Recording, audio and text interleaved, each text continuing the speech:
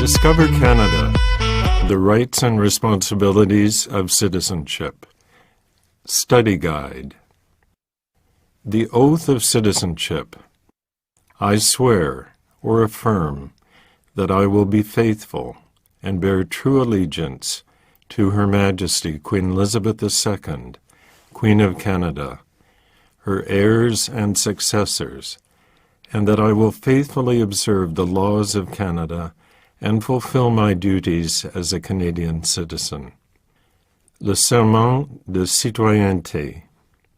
Je jure, ou j'affirme solennellement, que je serai fidèle et porterai sincère allégeance à Sa Majesté, la Reine Élisabeth II, Reine du Canada, à ses héritiers et successeurs, que j'observerai fidèlement les lois du Canada et que je remplirai loyalement mes obligations de citoyen canadien.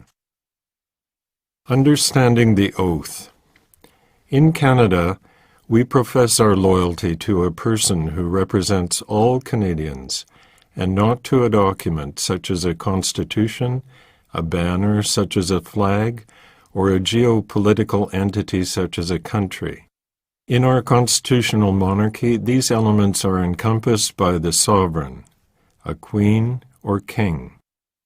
It is a remarkably simple yet powerful principle. Canada is personified by the sovereign, just as the sovereign is personified by Canada. Message to our readers. Welcome. It took courage to move to a new country.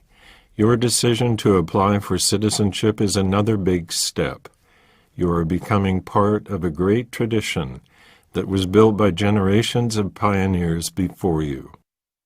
Once you have met all the legal requirements, we hope to welcome you as a new citizen with all the rights and responsibilities of citizenship.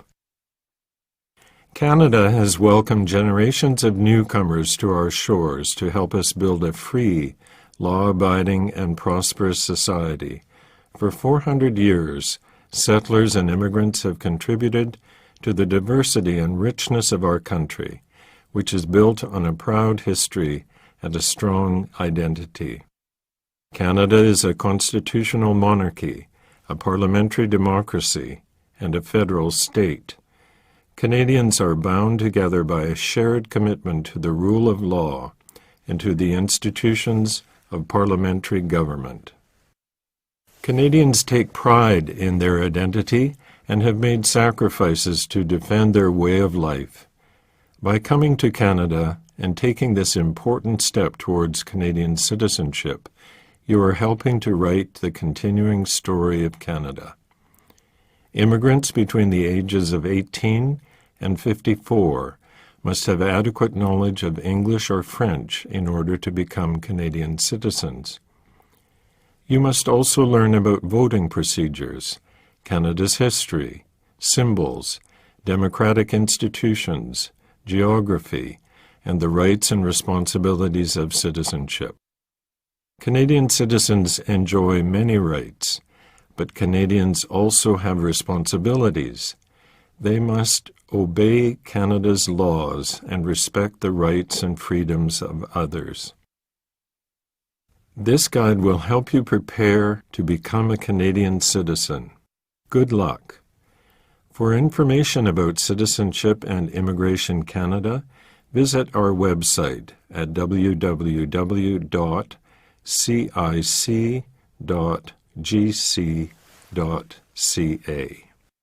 Applying for citizenship.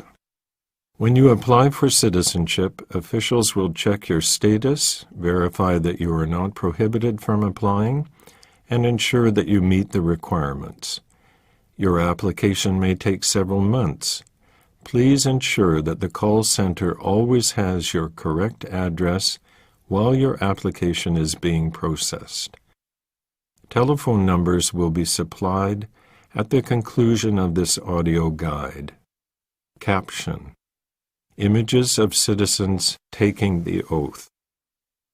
How to use this booklet to prepare for the citizenship test. This booklet will help you prepare for the citizenship test. You should study this guide, ask a friend or family member to help you practice answering questions about Canada. Call a local school or school board, a college, a community center, or a local organization that provides services to immigrants, and ask for information on citizenship classes. Take English or French language classes, which the Government of Canada offers free of charge. About the citizenship test. The citizenship test is usually a written test, but it could be an interview. You will be tested on two basic requirements for citizenship. 1. Knowledge of Canada and of the rights and responsibilities of citizenship. And 2. Adequate knowledge of English or French. Adult applicants 55 years of age and over do not need to write the citizenship test. The citizenship regulations provide information on how your ability to meet the Knowledge of Canada requirement is determined. Information about these regulations will be provided later in this audio guide. All the citizenship test questions are based on the subject areas noted in the citizenship regulations, and all required information is provided in this study guide. After the test. If you pass the test and meet all the other requirements, you will receive a notice to appear to take the oath of citizenship. This document tells you the date, time, and place of your citizenship ceremony. At the ceremony, you will take the oath of citizenship, sign the oath form, and receive your Canadian citizenship certificate. If you do not pass the test, you will receive a notification indicating the next steps. You are encouraged to bring your family and friends to celebrate this occasion. Rights and responsibilities of citizenship. Canadian citizens have rights and responsibilities. These come to us from our history, are secured by Canadian law, and reflect our shared traditions, identity, and values. Canadian law has several sources, including laws passed by Parliament and the provincial legislatures, English common law, the Civil Code of France, and the unwritten constitution that we have inherited from Great Britain.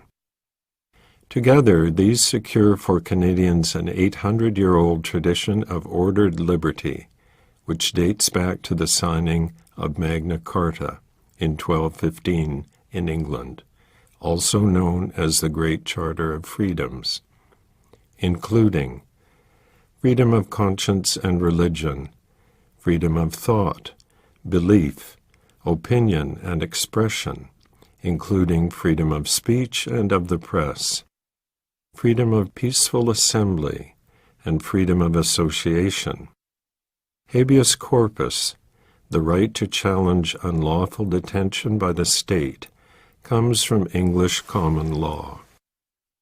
The Constitution of Canada was amended in 1982 to entrench the Canadian Charter of Rights and Freedoms, which begins with the words, "Whereas Canada is founded upon principles that recognize the supremacy of God and the rule of law." This phrase underlines the importance of religious traditions to Canadian society and the dignity and worth of the human person. The Charter attempts to summarize fundamental freedoms while also setting out additional rights. The most important of these include mobility rights. Canadians can live and work anywhere they choose in Canada, enter and leave the country freely, and apply for a passport. Aboriginal peoples' rights. The rights guaranteed in the Charter will not adversely affect any treaty or other rights or freedoms of Aboriginal peoples. official language rights, and minority language educational rights. French and English have equal status in Parliament and throughout the government.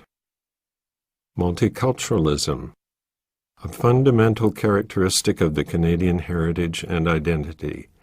Canadians celebrate the gift of one another's presence and work hard to respect pluralism and live in harmony. Caption: Image of Queen Elizabeth II proclaiming the amended Constitution in Ottawa in 1982. The equality of women and men. In Canada, men and women are equal under the law. Canada's openness and generosity do not extend to barbaric cultural practices that tolerate spousal abuse, honor killings, female genital mutilation, forced marriage, or other gender-based violence. Those guilty of these crimes are severely punished under Canada's criminal laws. Citizenship responsibilities. In Canada, rights come with responsibilities. These include obeying the law. One of Canada's founding principles is the rule of law. Individuals and governments are regulated by laws and not by arbitrary actions. No person or group is above the law. Taking responsibility for oneself and one's family, getting a job, taking care of one's family, and working hard in keeping with one's abilities are important Canadian values. Work contributes to personal dignity and self-respect and to Canada's prosperity. Serving on a jury. When called to do so, you are legally required to serve. Serving on a jury is a privilege that makes the justice system work, as it depends on impartial juries made up of citizens. Voting in elections. The right to vote comes with a responsibility to vote in federal, provincial, or territorial and local elections. Helping others in the community. Millions of volunteers freely donate their time to help others without pay by helping people in need, assisting at your child's school, volunteering at a food bank or other charity, or encouraging newcomers to integrate. Volunteering is an excellent way to gain useful skills and develop friends and contacts. Protecting and enjoying our heritage and environment. Every citizen has a role to play in avoiding waste and pollution while protecting Canada's natural, cultural, and architectural heritage for future generations. Defending Canada. There is no compulsory military service in Canada. However, serving in the regular Canadian Forces, Navy, Army, and Air Force is a noble way to contribute to Canada and an excellent career choice. More information can be obtained online from the Canadian Forces website at www.forces.ca. You can serve in your local part-time Navy, militia, and air reserves and gain valuable experience, skills, and contacts. Young people can learn discipline, responsibility, and skills by getting involved in the cadets. More information can be obtained online from the Canadian Cadet Organization's website at www.cadets.ca. You may also serve in the Coast Guard or emergency services in your community, such as a police force or fire department. By helping to protect your community, you follow in the footsteps of Canadians before you who made sacrifices in the service of our country. Who we are. Canada is known around the world as a strong and free country. Canadians are proud of their unique identity. We have inherited the oldest continuous constitutional tradition in the world. We are the only constitutional monarchy in North America. Our institutions uphold a commitment to peace, order, and good government, a key phrase in Canada's original constitutional document in 1867, the British North America Act. A belief in ordered liberty, enterprise, hard work, and fair play have enabled Canadians to build a prosperous society in a rugged environment from our Atlantic shores to the Pacific Ocean and to the Arctic Circle. So much so that poets and songwriters have hailed Canada as the Great Dominion. To understand what it means to be Canadian, it is important to know about our three founding peoples, Aboriginal, French, and British. Caption: Images of a Métis man from Alberta, of a Cree dancer, of Inuit children in Iqaluit, Nunavut, and of the Haida artist Bill Reid carving a totem pole. Aboriginal peoples. The ancestors of Aboriginal peoples are believed to have migrated from Asia many thousands of years ago. They were well established here long before explorers from Europe first came to North America. Diverse, vibrant First Nations cultures were rooted in religious beliefs about their relationship to the Creator, the natural environment, and each other. Aboriginal and treaty rights are in the Canadian Constitution. Territorial rights were first guaranteed through the Royal Proclamation of 1763 by King George III and established the basis for negotiating treaties with newcomers, treaties that were not always fully respected. From the 1800s until the 1980s, the federal government placed many Aboriginal children in residential schools to educate and assimilate them into mainstream Canadian culture. The schools were poorly funded and inflicted hardship on the students. Some were physically abused. Aboriginal languages and cultural practices were mostly prohibited. In 2008, Ottawa formally apologized to the former students. In today's Canada, Aboriginal peoples enjoyed renewed pride and confidence and have made significant achievements in agriculture, the environment, business, and the arts.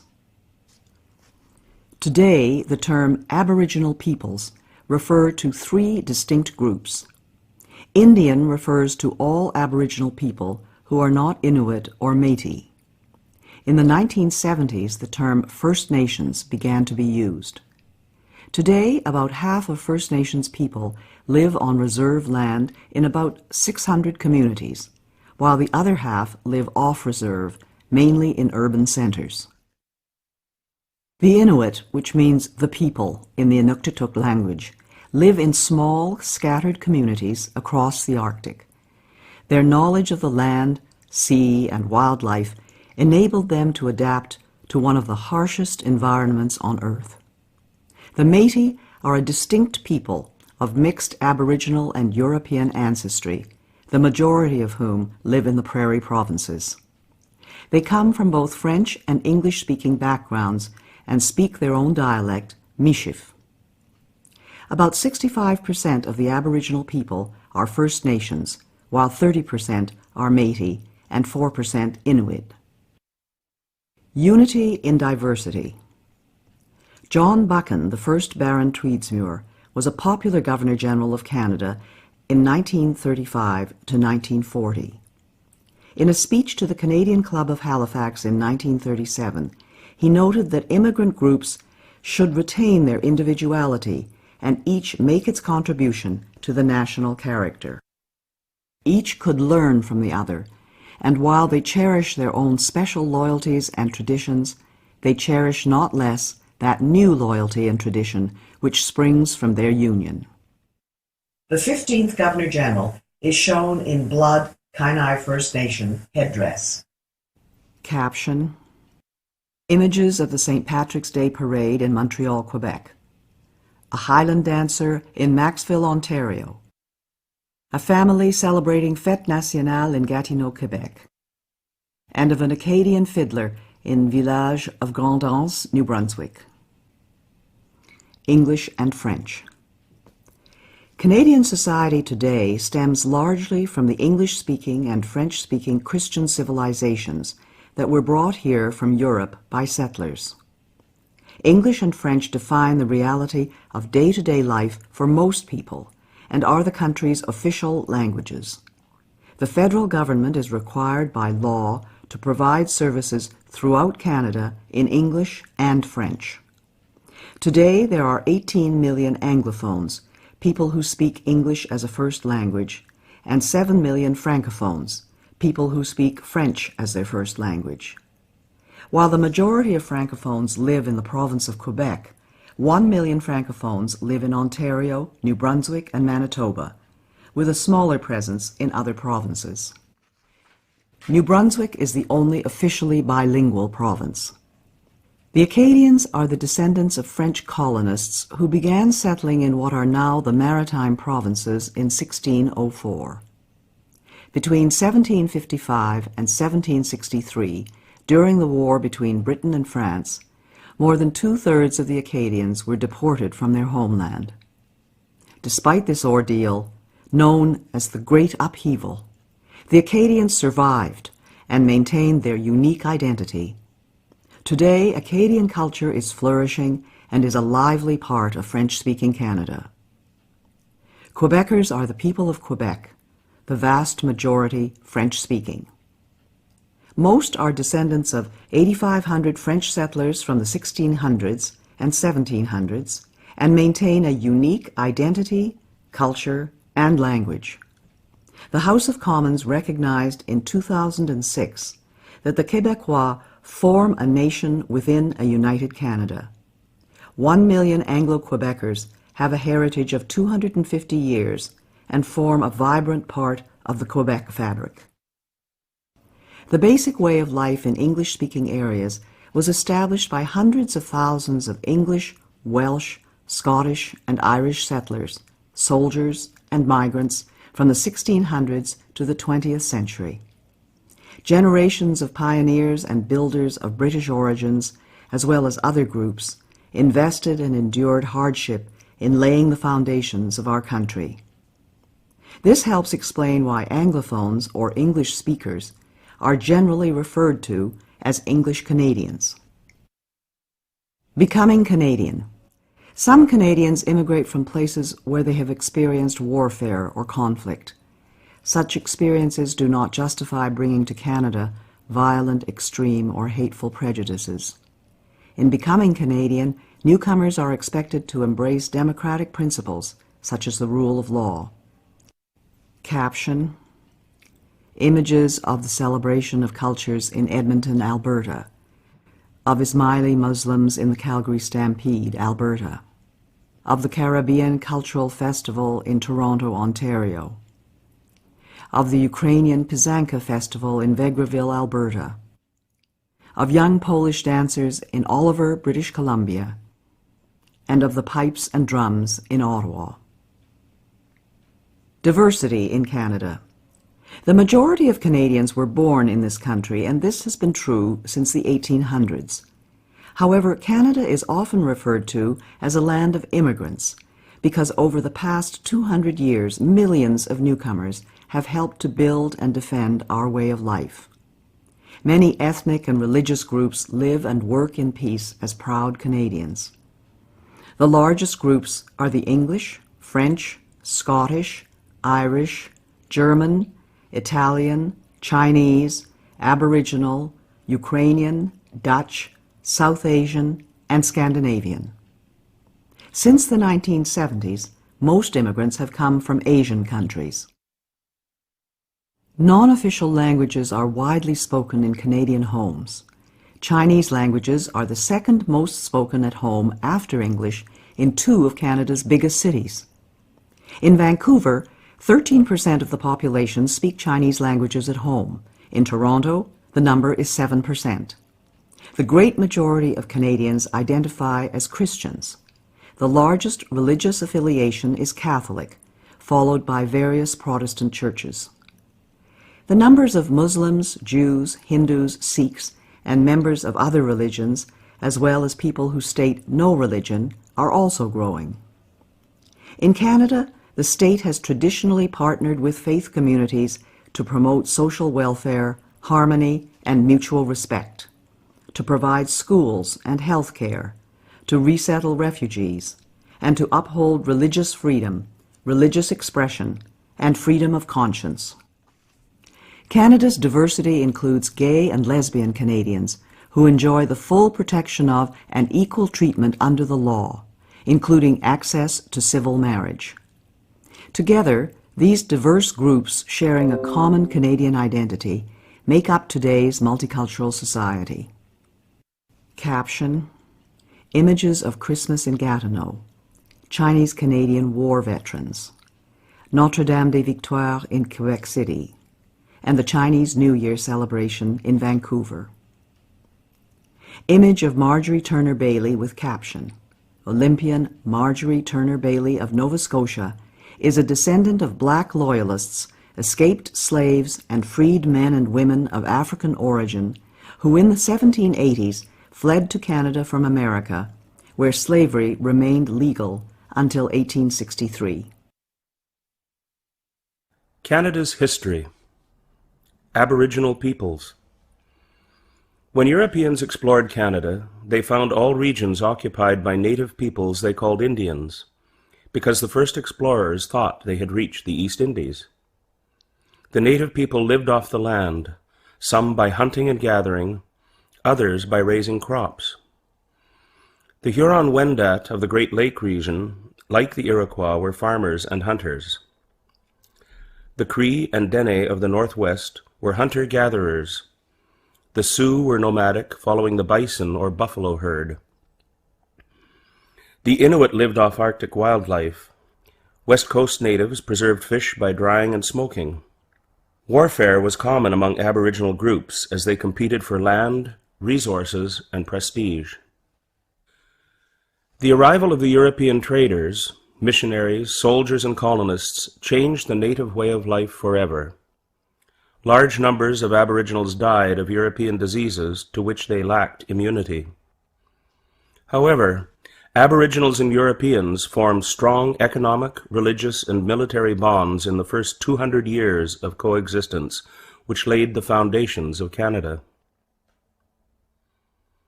Caption: Image of an Indian encampment during fur trade era. The first Europeans. The Vikings from Iceland who colonized Greenland 1,000 years ago also reached Labrador and the island of Newfoundland. The remains of their settlement, L'Anse aux Meadows, are a World Heritage Site. European exploration began in earnest in 1497 with the expedition of John Cabot, who was the first to draw a map of Canada's east coast.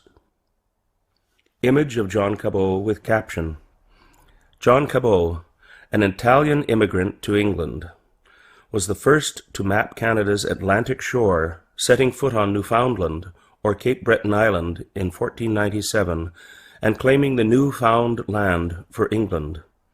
English settlement did not begin until 1610.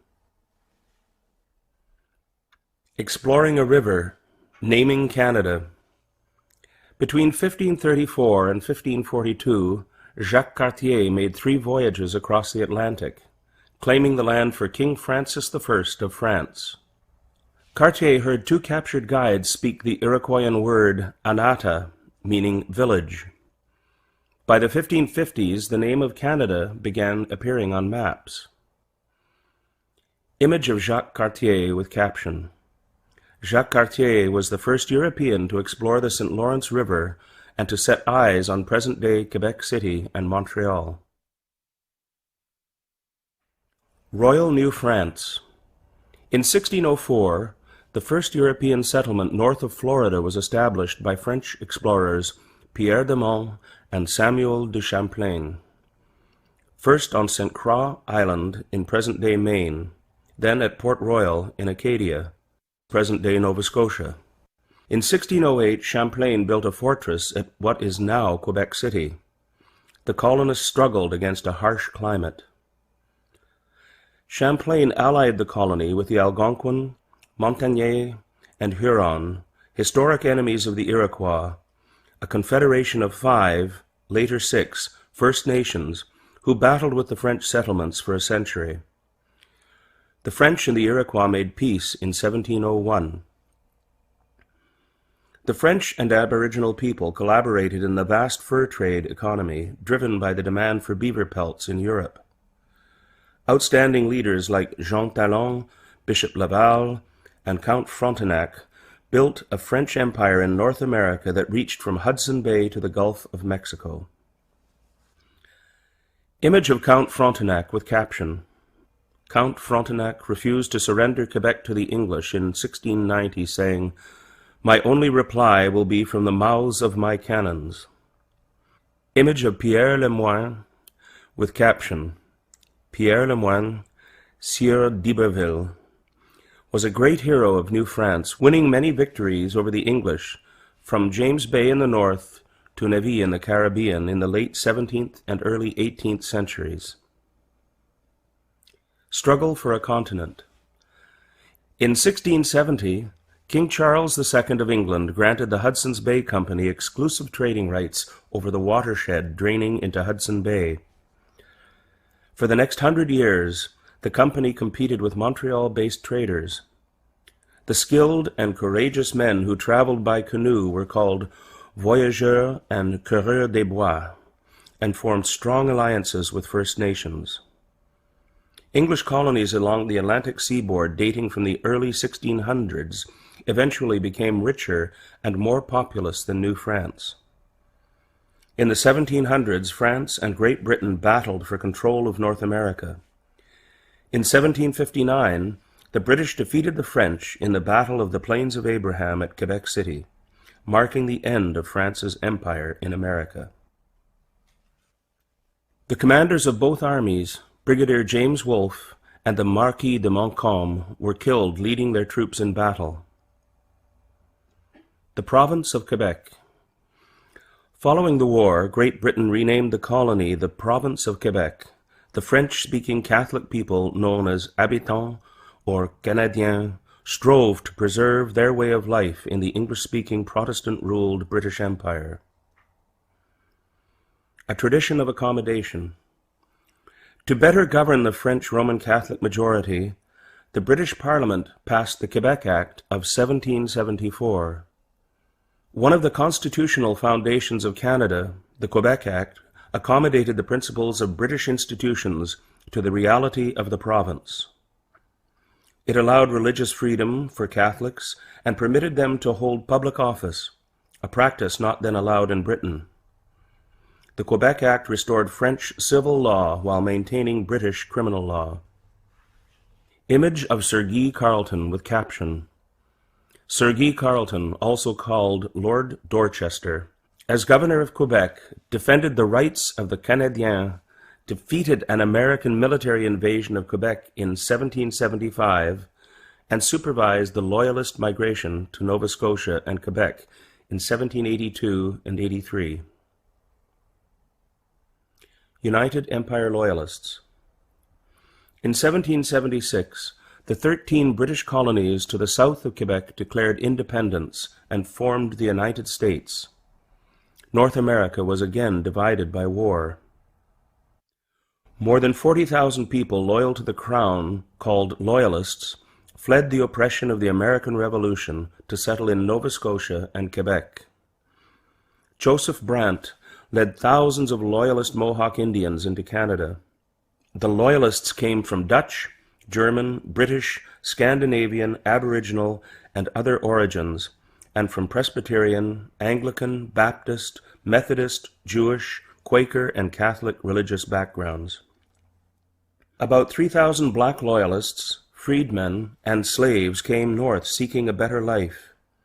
In turn, in 1792, some black Nova Scotians who were given poor land moved on to establish Freetown, Sierra Leone, West Africa, a new British colony for freed slaves. The beginnings of democracy. Democratic institutions developed gradually and peacefully. The first representative assembly was elected in Halifax, Nova Scotia in 1758. Prince Edward Island followed in 1773, New Brunswick in 1785. The Constitutional Act of 1791 divided the province of Quebec into Upper Canada, later Ontario, which was mainly Loyalist, Protestant and English-speaking, and Lower Canada, later Quebec, heavily Catholic and French-speaking.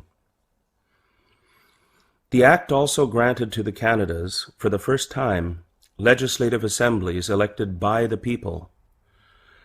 The name Canada also became official at this time and has been used ever since. The Atlantic colonies and the two Canadas were known collectively as British North America. Image of the Assembly of Lower Canada with caption. The first elected Assembly of Lower Canada in Quebec City debates whether to use both French and English. January the 21st, 1793. Abolition of slavery. Slavery has existed all over the world, from Asia, Africa, and the Middle East to the Americas. The first movement to abolish the transatlantic slave trade emerged in the British Parliament in the late 1700s. In 1793, Upper Canada, led by Lieutenant Governor John Graves Simcoe, a Loyalist military officer, became the first province in the Empire to move toward abolition. In 1807, the British Parliament prohibited the buying and selling of slaves, and in 1833 abolished slavery throughout the Empire. Thousands of slaves escaped from the United States, followed the North Star, and settled in Canada via the Underground Railroad, a Christian anti-slavery network. Image of Lieutenant Colonel John Graves Simcoe with caption. Lieutenant Colonel John Graves Simcoe was Upper Canada's first Lieutenant Governor and founder of the city of York, now Toronto. Simcoe also made Upper Canada the first province in the British Empire to abolish slavery. Image of Mary Ann Shadd Carey with caption. Mary Ann Shadd Carey was an outspoken activist in the movement to abolish slavery in the USA. In 1853, she became the first woman publisher in Canada, helping to found and edit the Provincial Freeman, a weekly newspaper dedicated to anti-slavery, black immigration to Canada, temperance, urging people to drink less alcohol, and upholding British rule. A growing economy. The first companies in Canada were formed during the French and British regimes and competed for the fur trade. The Hudson's Bay Company, with French, British, and Aboriginal employees, came to dominate the trade in the Northwest, from Fort Garry, now Winnipeg, and Fort Edmonton, to Fort Langley near Vancouver, and Fort Victoria, trading posts that later became cities. The first financial institutions opened in the late 18th and early 19th centuries. The Montreal Stock Exchange opened in 1832.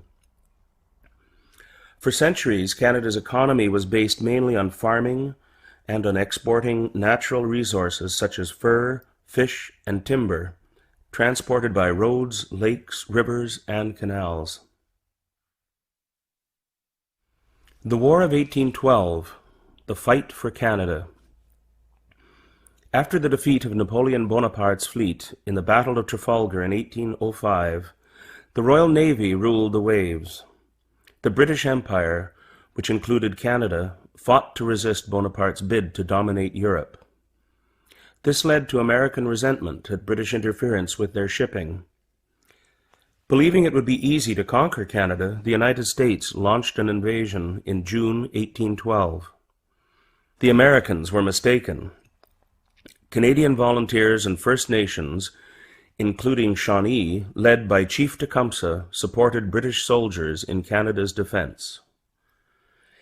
In July, Major General Sir Isaac Brock captured Detroit but was killed while defending against an American attack at Queenston Heights near Niagara Falls, a battle the Americans lost.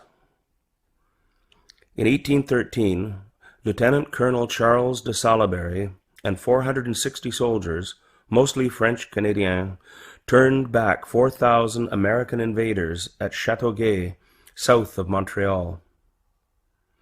In 1813, the Americans burned Government House and the Parliament buildings in York, now Toronto. In retaliation, in 1814, Major General Robert Ross led an expedition from Nova Scotia that burned down the White House and other public buildings in Washington, D.C. Ross died in battle soon afterwards, and was buried in Halifax with full military honors. By 1814, the American attempt to conquer Canada had failed. The British paid for a costly Canadian defense system, including the citadels at Halifax and Quebec City, the naval dry dock at Halifax and Fort Henry at Kingston, today popular historic sites. The present-day Canada-USA border is partly an outcome of the War of 1812, which ensured that Canada would remain independent of the United States. Image of a Royal Navy frigate with caption, HMS Shannon, a Royal Navy frigate, leads the captured USS Chesapeake into Halifax Harbor, 1813. There were also naval battles on the Great Lakes. Image of Brock and Tecumseh with caption, Major General Sir Isaac Brock and Chief Tecumseh. Together, British troops, First Nations, and Canadian volunteers defeated an American invasion in 1812 to 1814. Image of a militiaman with caption, French-Canadian militiaman helped defend Canada in the War of 1812. Image of the Duke of Wellington with caption, The Duke of Wellington sent some of his best soldiers to defend Canada in 1814. He then chose Bytown, Ottawa, as the end point of the Rideau Canal, part of a network of forts to prevent the USA from invading Canada again. Wellington, who defeated Napoleon in 1815, therefore played a direct role in founding the national capital. Image of Laura Secord with caption, In 1813, Laura Secord, pioneer wife and mother of 5 children, made a dangerous 19-mile or 30-kilometer journey on foot to warn Lieutenant James Fitzgibbon of a planned American attack. Her bravery contributed to victory at the Battle of Beaver Dams. She is recognized as a heroine to this day. Rebellions of 1837-1838. In the 1830s, reformers in Upper and Lower Canada believed that progress toward full democracy was too slow. Some believed Canada should adopt American Republican values or even try to join the United States. When armed rebellions occurred in 1837-1838 in the area outside Montreal and in Toronto, the rebels did not have enough public support to succeed. They were defeated by British troops and Canadian volunteers. A number of rebels were hanged or exiled. Some exiles later returned to Canada. Lord Durham, an English reformer sent to report on the rebellions, recommended that Upper and Lower Canada be merged and given responsible government. This meant that the ministers of the Crown must have the support of a majority of the elected representatives in order to govern. Controversially, Lord Durham also said that the quickest way for the Canadiens to achieve progress was to assimilate into English-speaking Protestant culture. This recommendation demonstrated a complete lack of understanding of French Canadians, who sought to uphold the distinct identity of French Canada. Some reformers, including Sir Etienne Paschal-Taché and Sir Georges-Étienne Cartier, later became fathers of Confederation, as did a former member of the voluntary government militia in Upper Canada, Sir John A. Macdonald. Responsible government. In 1840, Upper and Lower Canada were united as the province of Canada. Reformers such as Sir Louis Hippolyte Lafontaine and Robert Baldwin, in parallel with Joseph Howe in Nova Scotia, worked with British governors toward responsible government. The first British North American colony to attain full responsible government was Nova Scotia in 1847 to 1848. In 1848 and 1849, the governor of United Canada, Lord Elgin, with encouragement from London, introduced responsible government. This is the system that we have today. If the government loses a confidence vote in the Assembly, it must resign. Lafontaine, a champion of democracy and French language rights, became the first leader of a responsible government in the Canadas. Image of Sir Louis Hippolyte Lafontaine with caption, Sir Louis Hippolyte Lafontaine, a champion of French language rights, became the first head of a responsible government, similar to a prime minister, in Canada in 1849. Confederation. From 1864 to 1867, representatives of Nova Scotia, New Brunswick, and the province of Canada, with British support, worked together to establish a new country. These men are known as the Fathers of Confederation.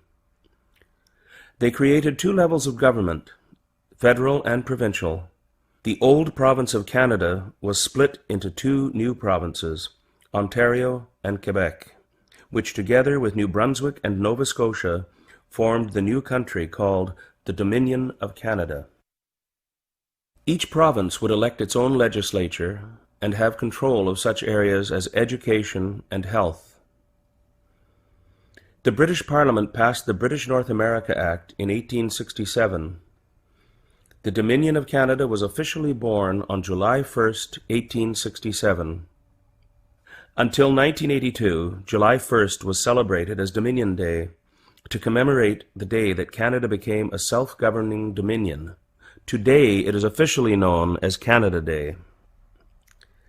Image of the Fathers of Confederation with caption, The Fathers of Confederation established the Dominion of Canada on July 1, 1867, the birth of the country that we know today.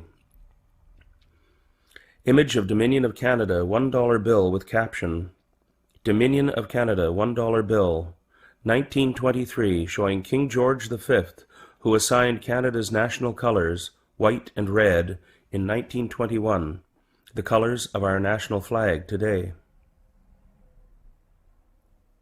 Dominion from sea to sea.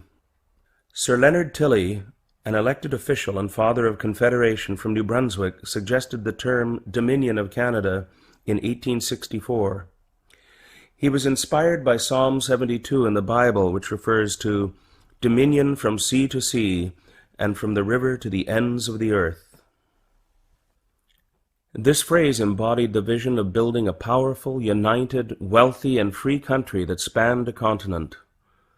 The title was written into the Constitution, was used officially for about 100 years, and remains part of our heritage today. Expansion of the Dominion. The following list identifies when the provinces and territories became part of Canada. 1867, Ontario, Quebec, Nova Scotia, and New Brunswick. 1870, Manitoba and the Northwest Territories. 1871, British Columbia. 1873, Prince Edward Island. 1880, the Arctic Islands were transferred to the Northwest Territories. 1898, the Yukon Territory. 1905, Alberta and Saskatchewan. 1949, Newfoundland and Labrador. 1999, Nunavut. Did you know? In the 1920s, some believed that the British West Indies, British territories in the Caribbean Sea, should become part of Canada.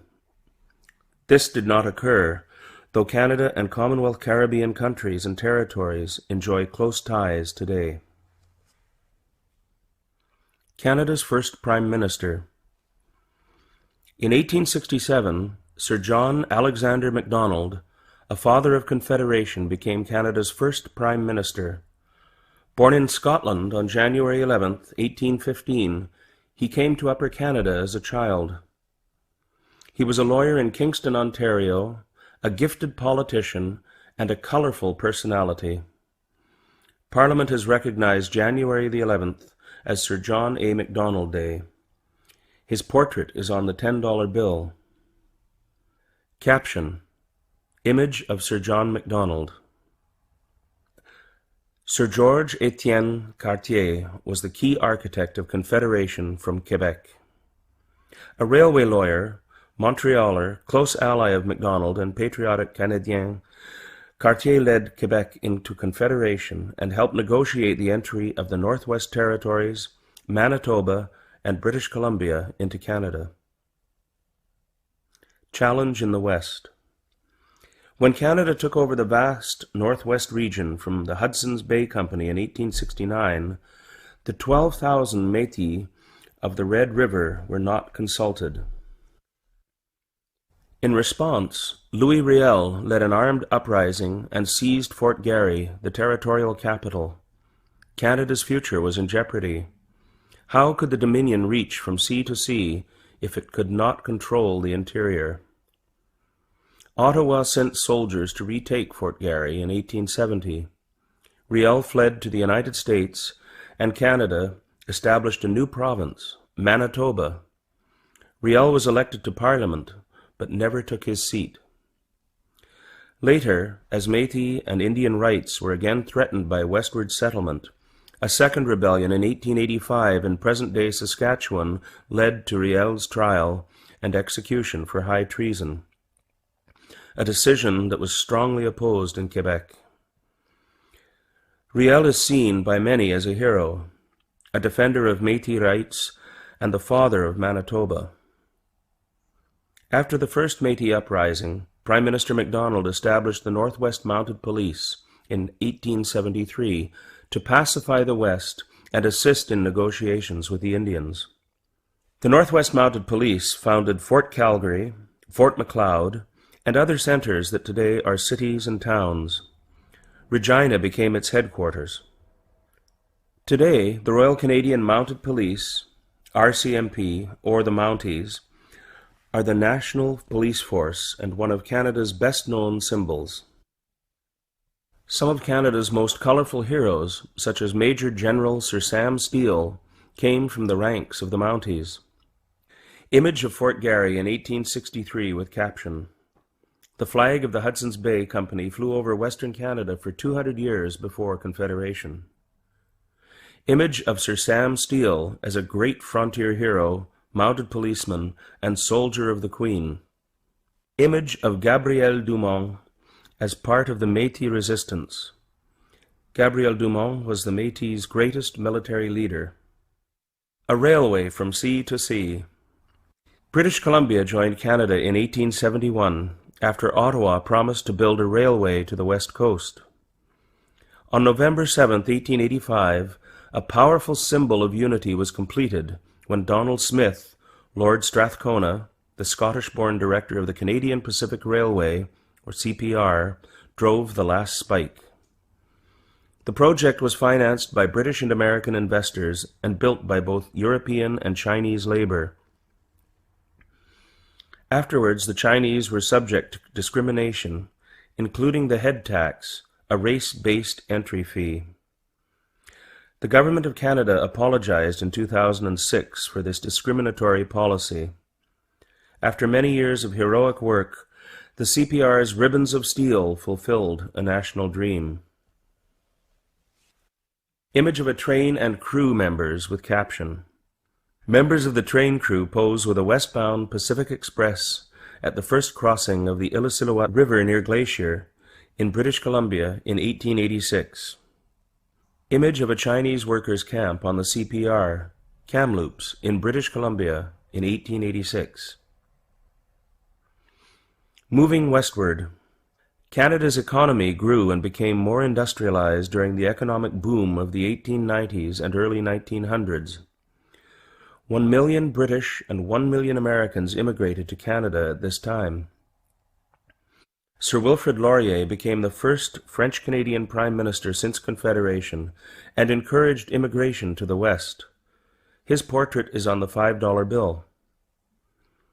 The railway made it possible for immigrants, including 170,000 Ukrainians, 115,000 Poles, and tens of thousands from Germany, France, Norway, and Sweden to settle in the West before 1914 and develop a thriving agricultural sector. The First World War. Most Canadians were proud to be part of the British Empire. Over 7,000 volunteered to fight in the South African War from 1899 to 1902, popularly known as the Boer War, and over 260 died.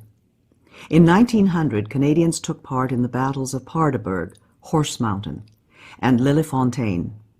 victories that strengthened national pride in Canada.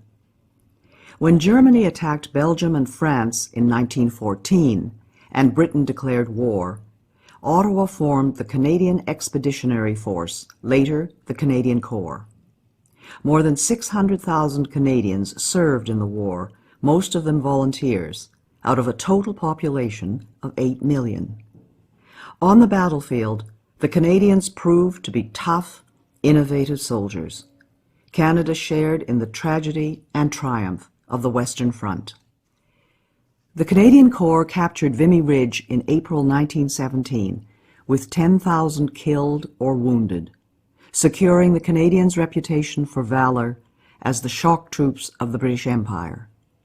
One Canadian officer said, "It was Canada from the Atlantic to the Pacific on parade. In those few minutes, I witnessed the birth of a nation." April 9th is celebrated as Vimy Day. Regrettably, from 1914 to 1920, Ottawa interned over 8,000 former Austro-Hungarian subjects, mainly Ukrainian men, as enemy aliens in 24 labor camps across Canada, even though Britain advised against the policy. In 1918, under the command of General Sir Arthur Currie, Canada's greatest soldier, the Canadian Corps advanced alongside the French and British Empire troops in the last 100 days. These included the victorious Battle of Amiens on August 8, 1918, which the Germans called the Black Day of the German Army, followed by Arras, Canal du Nord, Cambrai, and Mons. With Germany and Austria's surrender, the war ended in the armistice on November 11, 1918. In total, 60,000 Canadians were killed and 170,000 wounded. The war strengthened both national and imperial pride, particularly in English Canada. Captions: Image of a sergeant, Fort Garry Horse of the Canadian Expeditionary Force in 1916. Image of Sir Arthur Currie, a reserve officer who became Canada's greatest soldier. Image of a cap badge with caption, "Maple Leaf Cap Badge from the First World War." Canada's soldiers began using the maple leaf in the 1850s. Image of the Vimy Memorial with caption, "The Vimy Memorial in France honors those who served and died in the Battle of Vimy Ridge on April 9, 1917, the first British victory of the First World War." Women get the vote. At the time of Confederation, the vote was limited to property-owning adult white males. This was common in most democratic countries at the time. The effort by women to achieve the right to vote is known as the women's suffrage movement. Its founder in Canada was Dr. Emily Stowe, the first Canadian woman to practice medicine in Canada. In 1916, Manitoba became the first province to grant voting rights to women. In 1917, thanks to the leadership of women such as Dr. Stowe and other suffragettes, the federal government of Sir Robert Borden gave women the right to vote in federal elections, first to nurses at the battlefront, then to women who were related to men in active wartime service.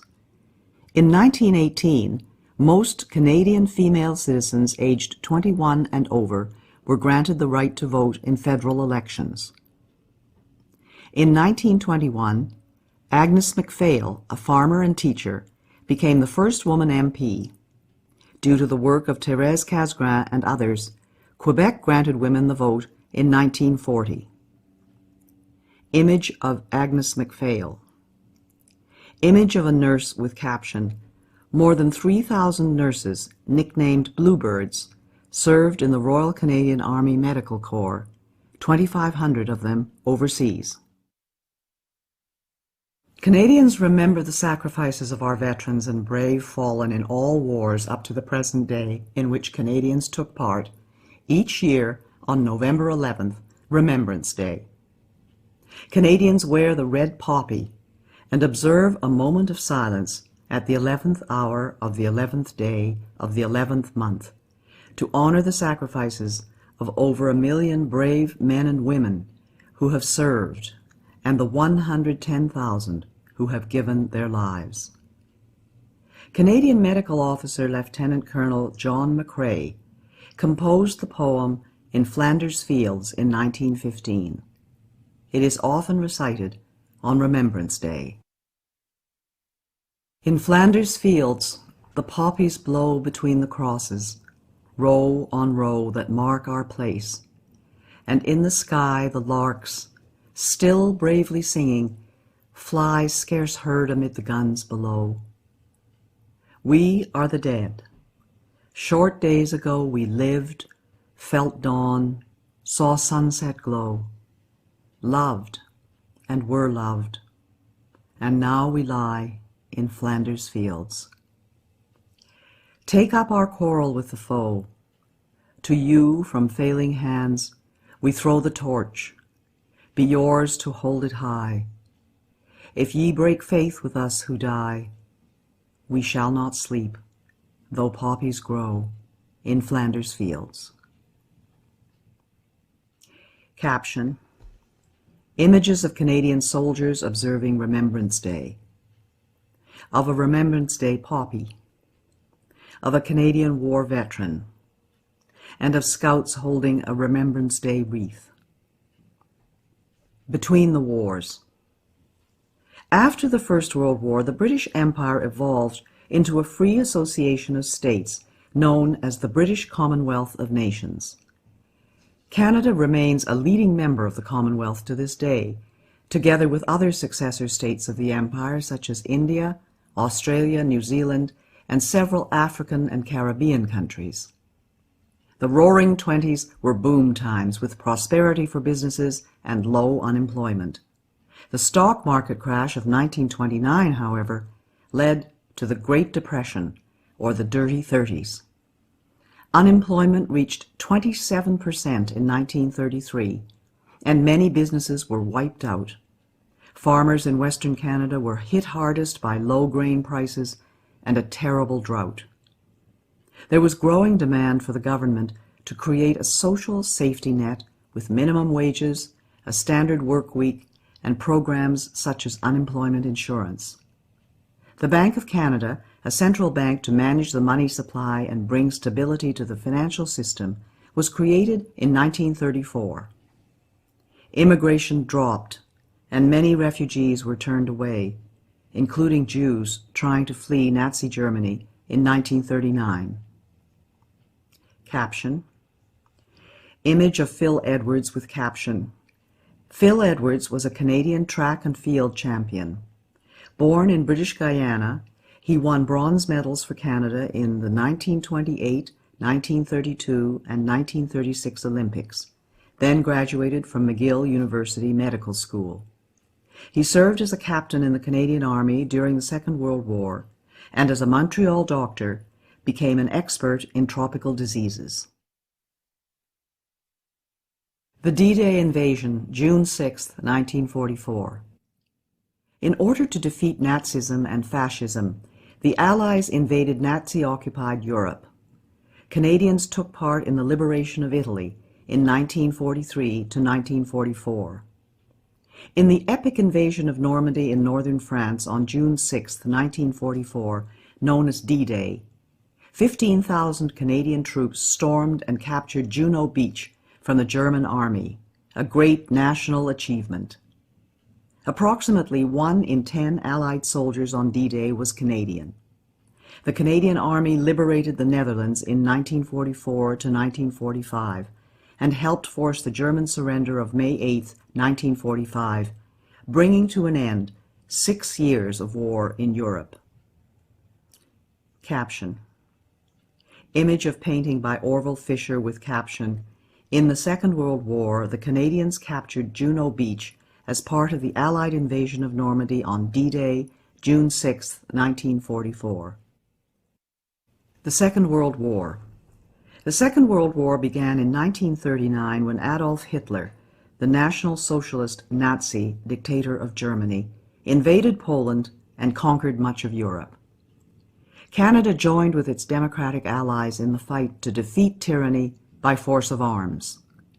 More than 1 million Canadians and Newfoundlanders, at that time Newfoundland was a separate British entity, served in the Second World War out of a population of 11.5 million. This was a high proportion, and of these, 44,000 were killed. The Canadians fought bravely and suffered losses in the unsuccessful defense of Hong Kong in 1941 from attack by Imperial Japan, and in a failed raid on Nazi-controlled Dieppe on the coast of France in 1942. The Royal Canadian Air Force took part in the Battle of Britain and provided a high proportion of Commonwealth aircrew in bombers and fighter planes over Europe. Moreover, Canada contributed more to the Allied air effort than any other Commonwealth country, with over 130,000 Allied aircrew trained in Canada under the British Commonwealth Air Training Plan. The Royal Canadian Navy saw its finest hour in the Battle of the Atlantic, protecting convoys of merchant ships against German submarines. Canada's merchant navy helped to feed, clothe, and resupply Britain. At the end of the Second World War, Canada had the third largest navy in the world. In the Pacific War, Japan invaded the Aleutian Islands, attacked a lighthouse on Vancouver Island, launched fire balloons over BC and the prairies, and grossly maltreated Canadian prisoners of war captured at Hong Kong. Japan surrendered on August 14, 1945, the end of 4 years of war in the Pacific. Regrettably, the state of war and public opinion in BC led to the forcible relocation of Canadians of Japanese origin by the federal government and the sale of their property without compensation. This occurred even though the military and the Royal Canadian Mounted Police told Ottawa that they posed little danger to Canada. The Government of Canada apologized in 1988 for wartime wrongs and compensated the victims. Modern Canada. Trade and economic growth. Post-war Canada enjoyed record prosperity and material progress. The world's restrictive trading policies in the Depression era were opened up by such treaties as the General Agreement on Tariffs and Trade, now the World Trade Organization. The discovery of oil in Alberta in 1947 began Canada's modern energy industry. In 1951, for the first time, a majority of Canadians were able to afford adequate food, shelter, and clothing.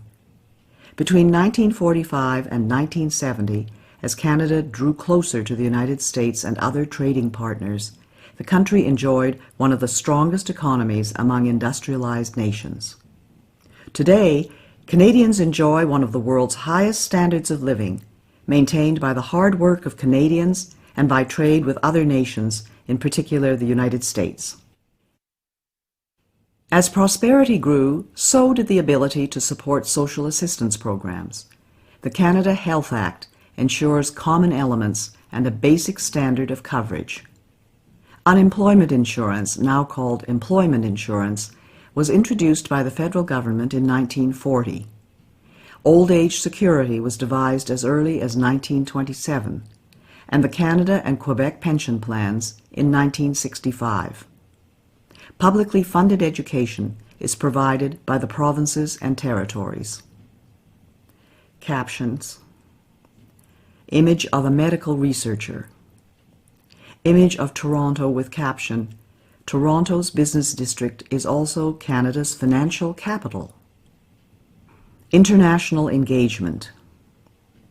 Like Australia, New Zealand, and other countries, Canada developed its autonomy gradually with a capacity to make significant contributions internationally.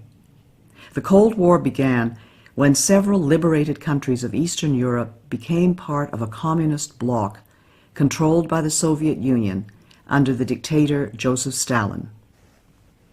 Canada joined with other democratic countries of the West to form the North Atlantic Treaty Organization, or NATO, a military alliance, and with the United States in the North American Aerospace Defense Command, or NORAD. Canada joined international organizations such as the United Nations, or UN. It participated in the UN operation defending South Korea in the Korean War in 1950 to 1953, with 500 dead and 1,000 wounded. Canada has taken part in numerous UN peacekeeping missions in places as varied as Egypt, Cyprus, and Haiti, as well as in other international security operations such as those in the former Yugoslavia and Afghanistan. Canada and Quebec. French-Canadian society and culture flourished in the post-war years. Quebec experienced an era of rapid change in the 1960s, known as the Quiet Revolution. Many Quebecers sought to separate from Canada. In 1963, Parliament established the Royal Commission on Bilingualism and Biculturalism. This led to the Official Languages Act of 1969, which guarantees French and English services in the federal government across Canada. In 1970, Canada helped found La Francophonie, an international association of French-speaking countries. The movement for Quebec sovereignty gained strength, but was defeated in a referendum in the province in 1980. After much negotiation, in 1982, the Constitution was amended without the agreement of Quebec. Though sovereignty was again defeated in a second referendum in 1995, the autonomy of Quebec within Canada remains a lively topic, part of the dynamic that continues to shape our country. A changing society. As social values changed over more than 50 years, Canada became a more flexible and open society. Many took advantage of expanding secondary and post-secondary educational opportunities, and a growing number of women entered the professional workforce. Most Canadians of Asian descent had in the past been denied the vote in federal and provincial elections. In 1948, the last of these, the Japanese Canadians, gained the right to vote. Aboriginal people were granted the vote in 1960. Today, every citizen over the age of 18 may vote. Canada welcomed thousands of refugees from communist oppression, including about 37,000 who escaped Soviet tyranny in Hungary in 1956. With the communist victory in the Vietnam War in 1975, many Vietnamese fled, including over 50,000 who sought refuge in Canada. The idea of multiculturalism as a result of 19th and 20th century immigration gained a new impetus.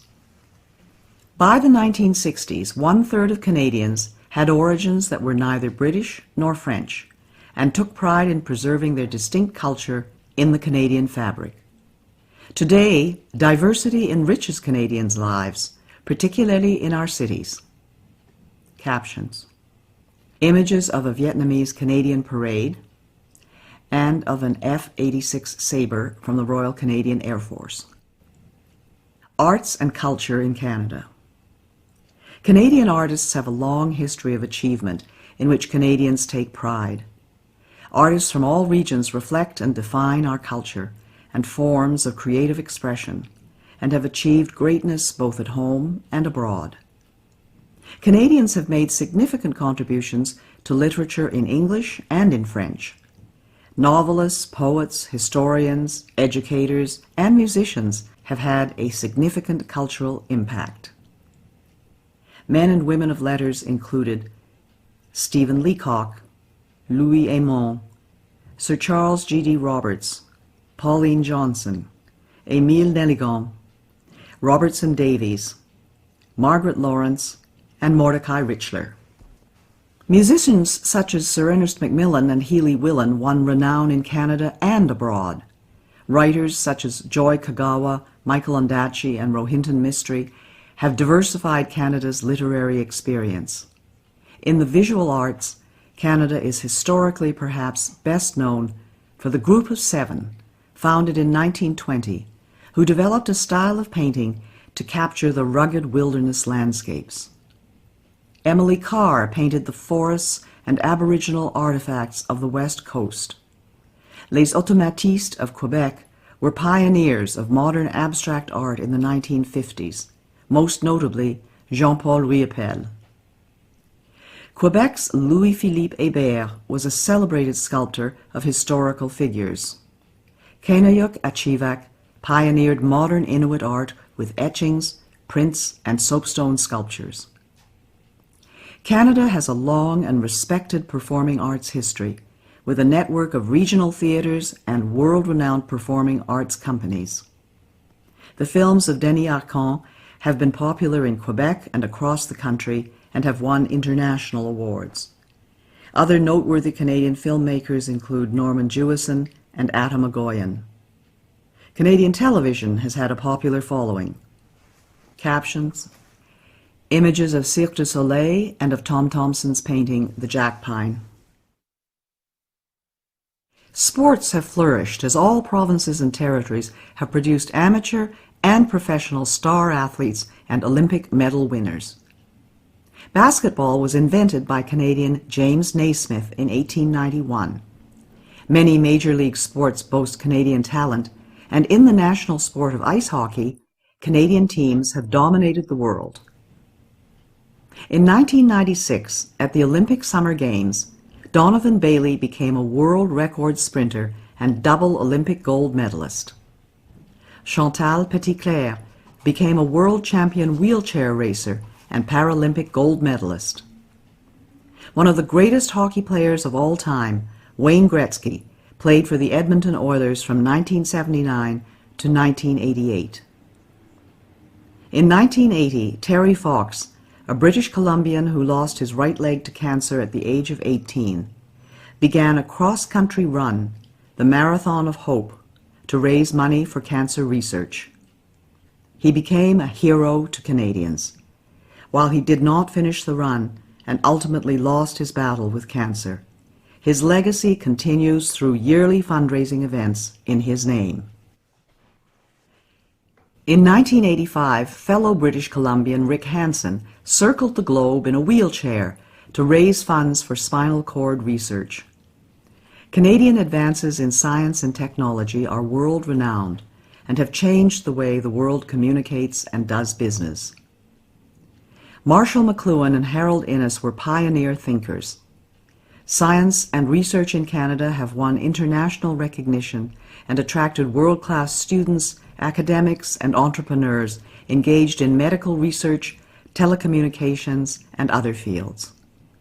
Since 1989, the Canadian Space Agency and Canadian astronauts have participated in space exploration, often using the Canadian-designed and built Canadarm. Gerhard Hertzberg, a refugee from Nazi Germany, John Polanyi, Sidney Altman, Richard E. Taylor, Michael Smith, and Bertram Brockhaus were Nobel Prize-winning scientists.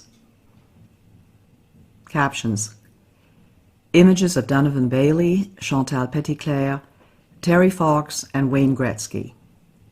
Image of Mark Tewksbury with caption, Mark Tewksbury, Olympic gold medalist and prominent activist for gay and lesbian Canadians. Image of Paul Henderson with caption, in 1972, Paul Henderson scored the winning goal for Canada in the Canada-Soviet Summit Series.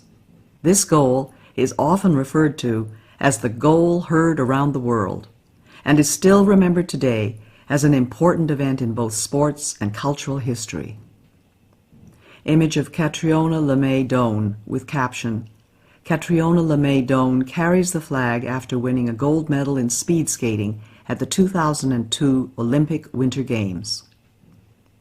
Image of a Canadian football game with caption, Canadian football is a popular game that differs in a number of ways from American football. Professional teams in the Canadian Football League, CFL, compete for the Championship Grey Cup, donated by Lord Grey, the Governor-General, in 1909.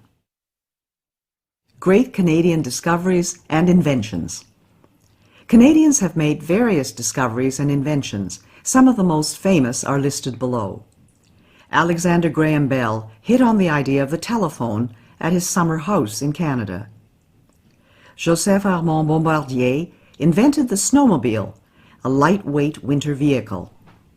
Sir Sanford Fleming invented the worldwide system of standard time zones. Matthew Evans and Henry Woodward together invented the first electric light bulb and later sold the patent to Thomas Edison, who more famously commercialized the light bulb. Reginald Fessenden contributed to the invention of radio, sending the first wireless voice message in the world. Dr. Wilder Penfield was a pioneering brain surgeon at McGill University in Montreal and was known as the greatest living Canadian. Dr. John A. Hopps invented the first cardiac pacemaker, used today to save the lives of people with heart disorders. Spar Aerospace and the National Research Council invented the Canadarm, a robotic arm used in outer space. Mike Lazaradis and Jim Balsillie of Research in Motion, a wireless communications company known for its most famous invention, the BlackBerry. Caption: Image of Canadian scientific innovation at work with Canadarm2. Image of Sir Frederick Banting with caption: Sir Frederick Banting of Toronto and Charles Best discovered insulin, a hormone to treat diabetes that has saved 16 million lives worldwide. Want to learn more about Canada's history? Visit a museum or national historic site. Through artifacts, works of art, stories, images, and documents, museums explore the diverse events and accomplishments that formed Canada's history. Museums can be found in almost every city and town across Canada. National historic sites are located in all provinces and territories and include such diverse places as battlefields, archaeological sites, buildings, and sacred spaces. To find a museum or national historic site in your community or region, visit the websites of the Virtual Museum of Canada and Parks Canada listed at the end of this guide. The prosperity and diversity of our country depend on all Canadians working together to face challenges of the future. In seeking to become a citizen, you are joining a country that with your active participation will continue to grow and thrive. How will you make your contribution to Canada? How Canadians govern themselves. There are three key facts about Canada's system of government. Our country is a federal state, a parliamentary democracy, and a constitutional monarchy. Caption: Image of Queen Elizabeth II during the opening of the Parliament in 1957. Image of the Parliament Hill in Ottawa. Federal state. There are federal, provincial, territorial, and municipal governments in Canada. The responsibilities of the federal and provincial governments were defined in 1867 in the British North America Act, now known as the Constitution Act, 1867. In our federal state, the federal government takes responsibility for matters of national and international concern. These include defense, foreign policy, interprovincial trade and communications, currency, navigation, criminal law, and citizenship. The provinces are responsible for municipal government, education, health, natural resources, property and civil rights, and highways. The federal government and the provinces share jurisdiction over agriculture and immigration. Federalism allows different provinces to adopt policies tailored to their own populations and gives provinces the flexibility to experiment with new ideas and policies.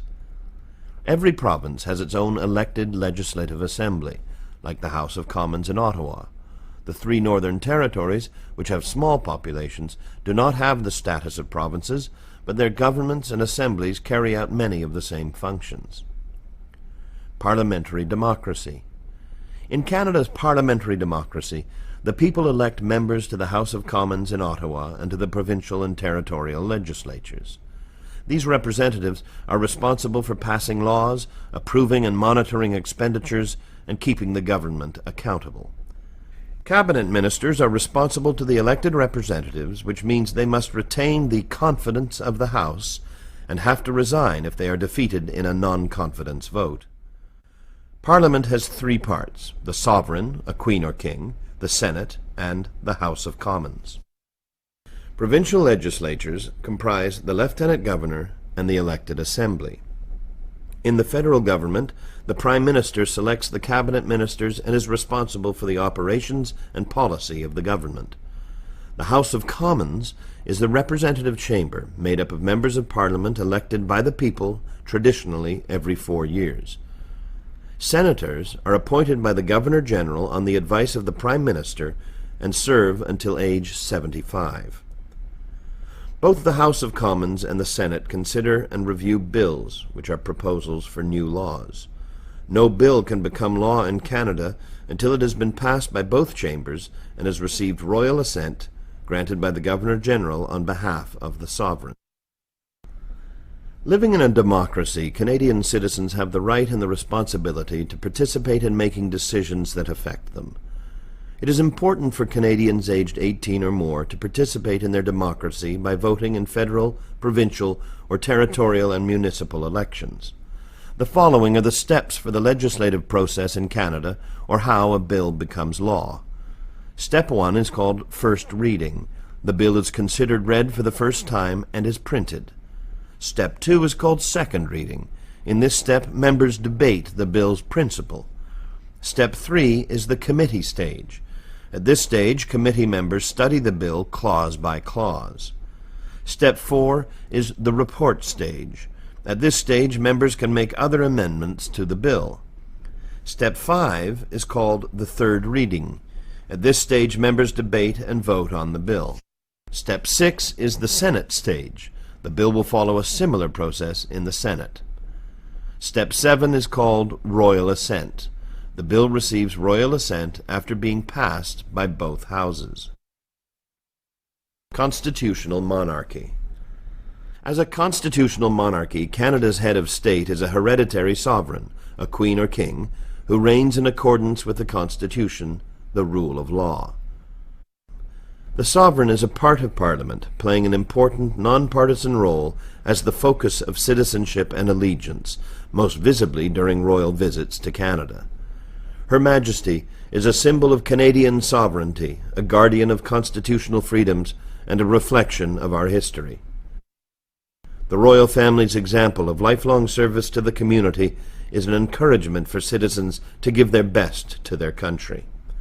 As head of the Commonwealth, the sovereign links Canada to 53 other nations that cooperate to advance social, economic, and cultural progress. Other constitutional monarchies include Denmark, Norway, Sweden, Australia, New Zealand, the Netherlands, Spain, Thailand, Japan, Jordan, and Morocco. There is a clear distinction in Canada between the head of state, the sovereign, and the head of government, the Prime Minister, who actually directs the governing of the country. The sovereign is represented in Canada by the Governor-General, who is appointed by the sovereign on the advice of the Prime Minister, usually for 5 years. In each of the 10 provinces, the sovereign is represented by the Lieutenant Governor, who is appointed by the Governor-General on the advice of the Prime Minister, also normally for 5 years. The interplay between the 3 branches of governments, the executive, legislative, and judicial, which work together but also sometimes in creative tension, helps to secure the rights and freedoms of Canadians. Each provincial and territorial government has an elected legislature where provincial and territorial laws are passed. Depending on the province or territory, the members of the legislature are called members of the Legislative Assembly, or MLAs, members of the National Assembly, or MNAs, members of the Provincial Parliament, or MPPs, or members of the House of Assembly, or MHAs. In each province, the Premier has a role similar to that of the Prime Minister in the federal government, just as the Lieutenant Governor has a role similar to that of the Governor-General. In the 3 territories, the Commissioner represents the federal government and plays a ceremonial role. Caption: Image of the Governor-General, David Johnston, Canada's 28th Governor-General since the Confederation. Canada's system of government. Parliament is comprised of 3 elements: the sovereign, who is represented in Canada by the Governor-General, the Senate, which is appointed on the Prime Minister's recommendation, and the House of Commons, which is elected by voters.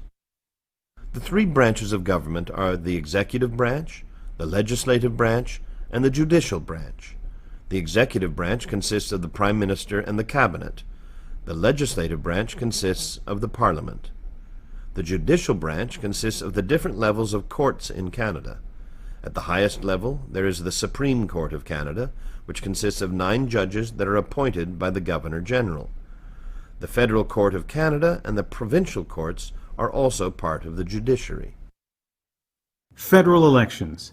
Canadians vote in elections for the people they want to represent them in the House of Commons. In each election, voters may re-elect the same members of the House of Commons or choose new ones.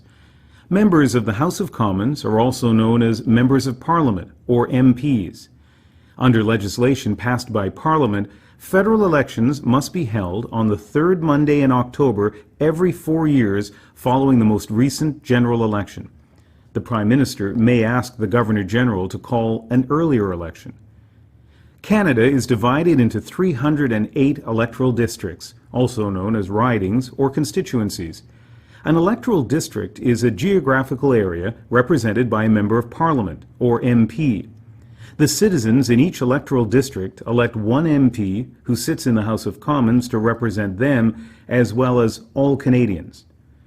Canadian citizens who are 18 years old or older may run in a federal election. The people who run for office are called candidates. There can be many candidates in an electoral district. The people in each electoral district vote for the candidate and political party of their choice. The candidate who receives the most votes becomes the MP for that electoral district. Voting. One of the privileges of Canadian citizenship is the right to vote. You are eligible to vote in a federal election or cast a ballot in a federal referendum if you are a Canadian citizen and at least 18 years old on voting day and on the voters list. The voters list used during federal elections and referendums are produced from the National Register of Electors by a neutral agency of Parliament called Elections Canada. This is a permanent database of Canadian citizens 18 years of age or older who are qualified to vote in federal elections and referendums. Once an election has been called, Elections Canada mails a voter information card to each elector whose name is in the National Register of Electors. The card lists when and where you vote and the number to call if you require an interpreter or other special services. Even if you choose not to be listed in the National Register of Electors or do not receive a voter information card, you can still be added to the voters list at any time, including on Election Day. To vote either on Election Day or at advance polls, go to the polling station listed on your voter information card. Caption: Image of the House of Commons chamber. Secret ballot. Canadian law secures the right to a secret ballot. This means that no one can watch you vote, and no one should look at how you voted. You may choose to discuss how you voted with others, but no one, including family members, your employer, or union representative, has the right to insist that you tell them how you voted. Immediately after the polling stations close, election officers count the ballots, and the results are announced on radio and television and in the newspapers. After an election. Ordinarily, after an election, the leader of the political party with the most seats in the House of Commons is invited by the Governor-General to form the government. After being appointed by the Governor-General, the leader of this party becomes the Prime Minister. If the party in power holds at least half of the seats in the House of Commons, this is called a majority government. If the party in power holds less than half of the seats in the House of Commons, this is called a minority government. The Prime Minister and the party in power run the government as long as they have the support or confidence of the majority of the MPs. When the House of Commons votes on a major issue such as the budget, this is considered a matter of confidence. If a majority of the members of the House of Commons vote against a major government decision, the party in power is defeated, which usually results in the Prime Minister asking the Governor-General, on behalf of the sovereign, to call an election. The Prime Minister chooses the ministers of the Crown, most of them from among members of the House of Commons. Cabinet ministers are responsible for running the federal government departments. The Prime Minister and the Cabinet ministers are called the Cabinet, and they make important decisions about how the country is governed. They prepare the budget and propose most new laws. Their decisions can be questioned by all members of the House of Commons. The opposition party, with the most members of the House of Commons, is the official opposition, or Her Majesty's loyal opposition. The role of opposition parties is to peacefully oppose or try to improve government proposals. There are three major political parties currently represented in the House of Commons: the Conservative Party, Liberal Party, and New Democratic Party. Caption: Image of the House of Commons in session. Voting procedures during an election period. The following provides more information about voting in Canada. The Voter Information Card. Electors whose information is in the National Register of Electors will receive a Voter Information Card. This confirms that your name is on the voters list and states when and where you vote. If you do not receive a Voter Information Card, call your local elections office to ensure that you are on the voters list. If you do not have the number, call Elections Canada in Ottawa at 1-800-463-6868. If you cannot or do not wish to vote on Election Day, you can vote at the advance polls or by special ballot. The dates and location are on your voter information card. On Election Day, go to your polling station.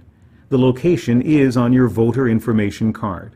Bring this card and proof of your identity and address to the polling station. To mark your ballot, mark an X in the circle next to the name of the candidate of your choice. Your vote is secret. You will be invited to go behind the screen to mark your ballot. Once marked, fold it and present it to the poll officials. At the ballot box, the poll official will tear off the ballot number and give your ballot back to you to deposit in the ballot box. When the polls close, every ballot is counted and the results are made public. You can see the results on television or on the Elections Canada website, www.elections.ca. Other levels of government in Canada. Local or municipal government plays an important role in the lives of our citizens. Municipal governments usually have a council that passes laws, called bylaws, that affect only the local community. The council usually includes a mayor or a reeve and councillors or aldermen. Municipalities are normally responsible for urban or regional planning, streets and roads, sanitation, such as garbage removal, snow removal, firefighting, ambulance, and other emergency services, recreation facilities, public transit, and some local health and social services. Most major urban centers have municipal police forces. Provincial, territorial, and municipal elections are held by secret ballot, but the rules are not the same as those for federal elections. It is important to find out the rules for voting in provincial, territorial, and local elections so that you can exercise your right to vote. The First Nations have band chiefs and councillors who have major responsibilities on First Nations reserves, including housing, schools, and other services. There is a number of provincial, regional, and national Aboriginal organizations that are a voice for First Nations, Métis, and Inuit people in their relationships with the federal, provincial, and territorial governments. The following information will help you understand the differences between federal, provincial, and territorial and municipal levels of government. At the federal government level, the elected officials are called members of parliament, or MPs.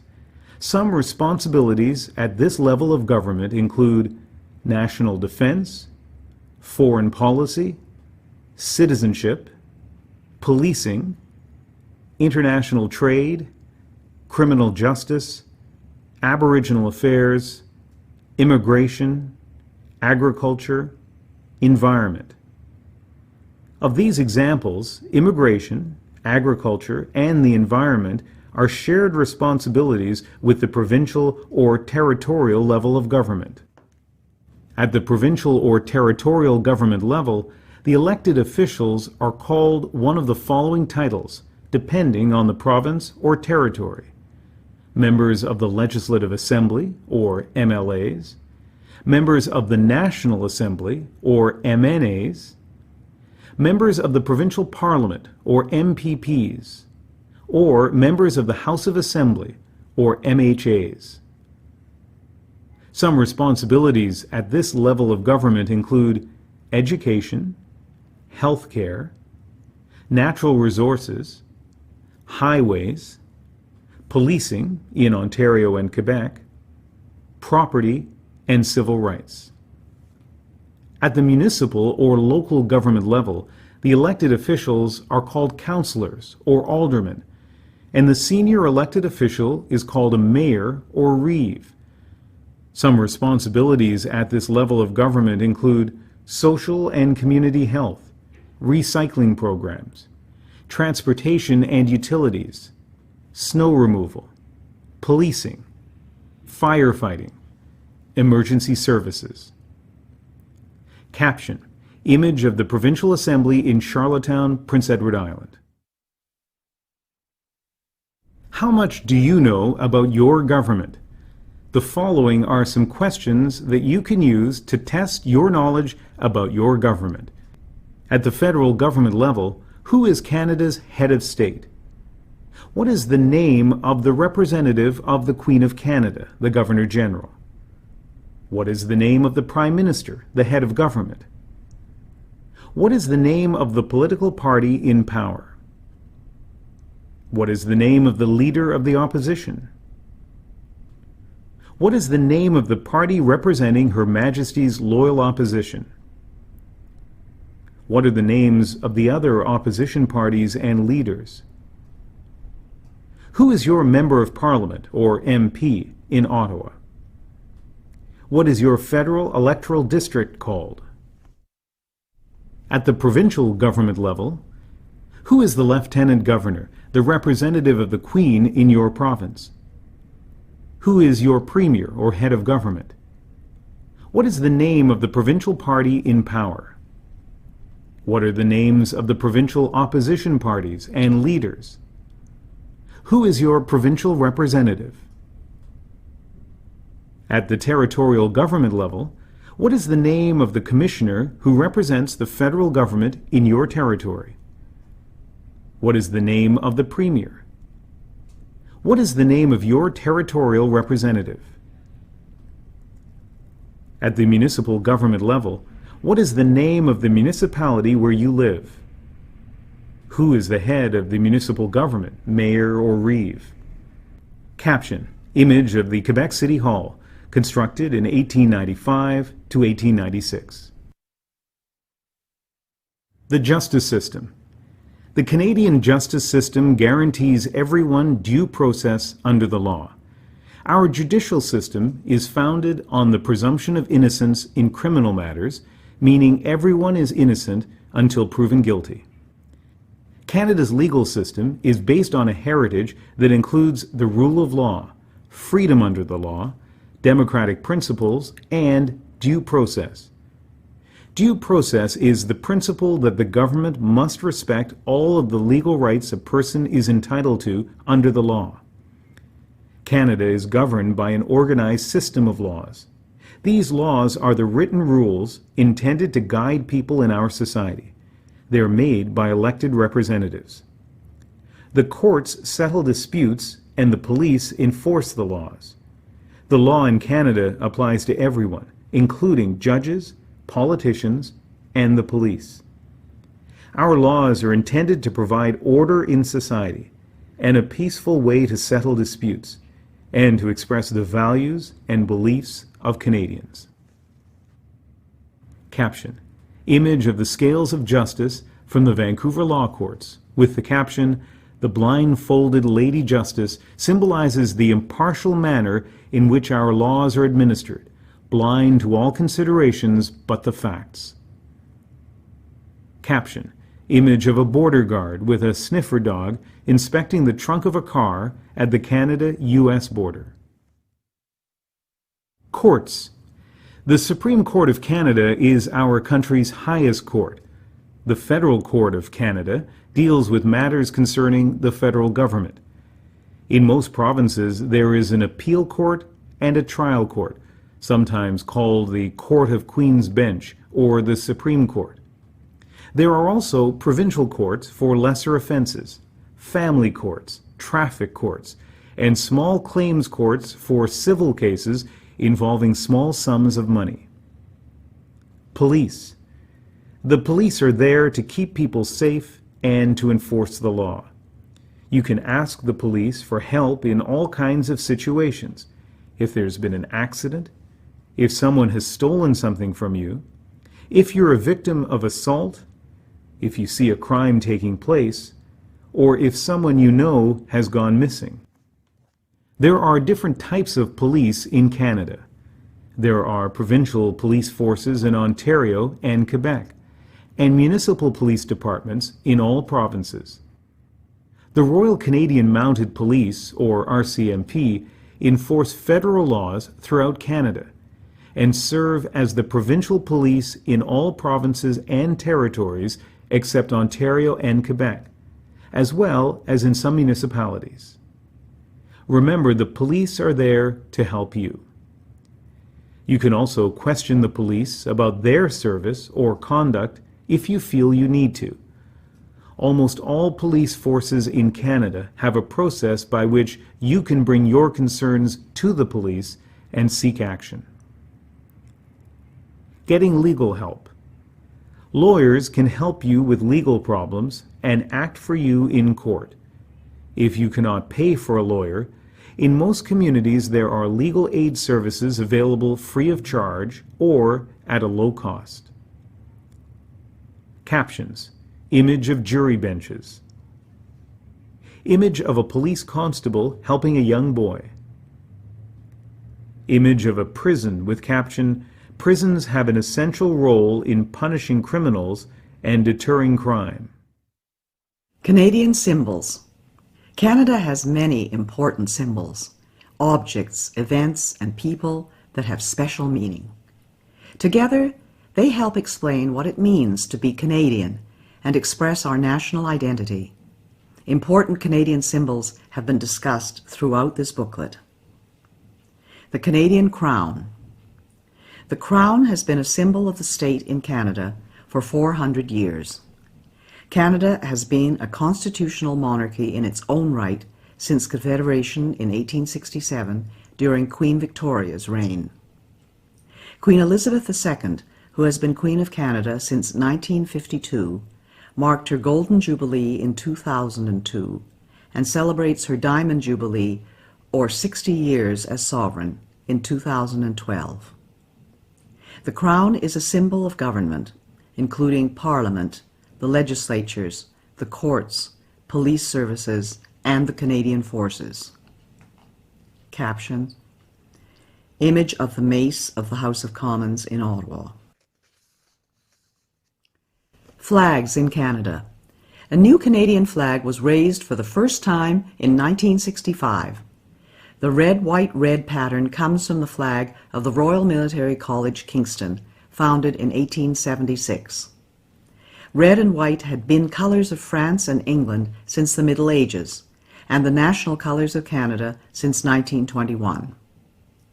The Union Jack is our official royal flag. The Canadian red ensign served as the Canadian flag for about 100 years.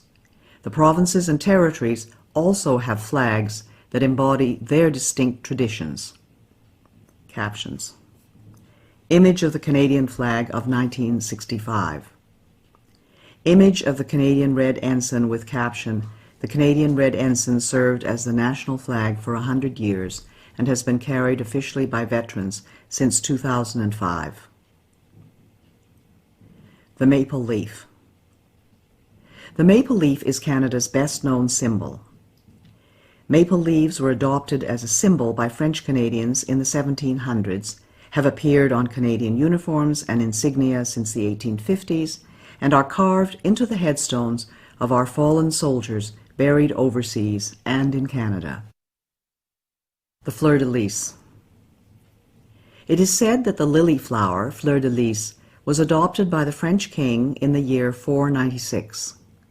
It became the symbol of French royalty for more than 1,000 years, including the colony of New France. Revived at Confederation, the fleur-de-lis was included in the Canadian Red Ensign.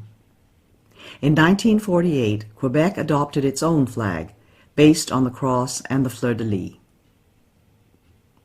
Coat of arms and motto.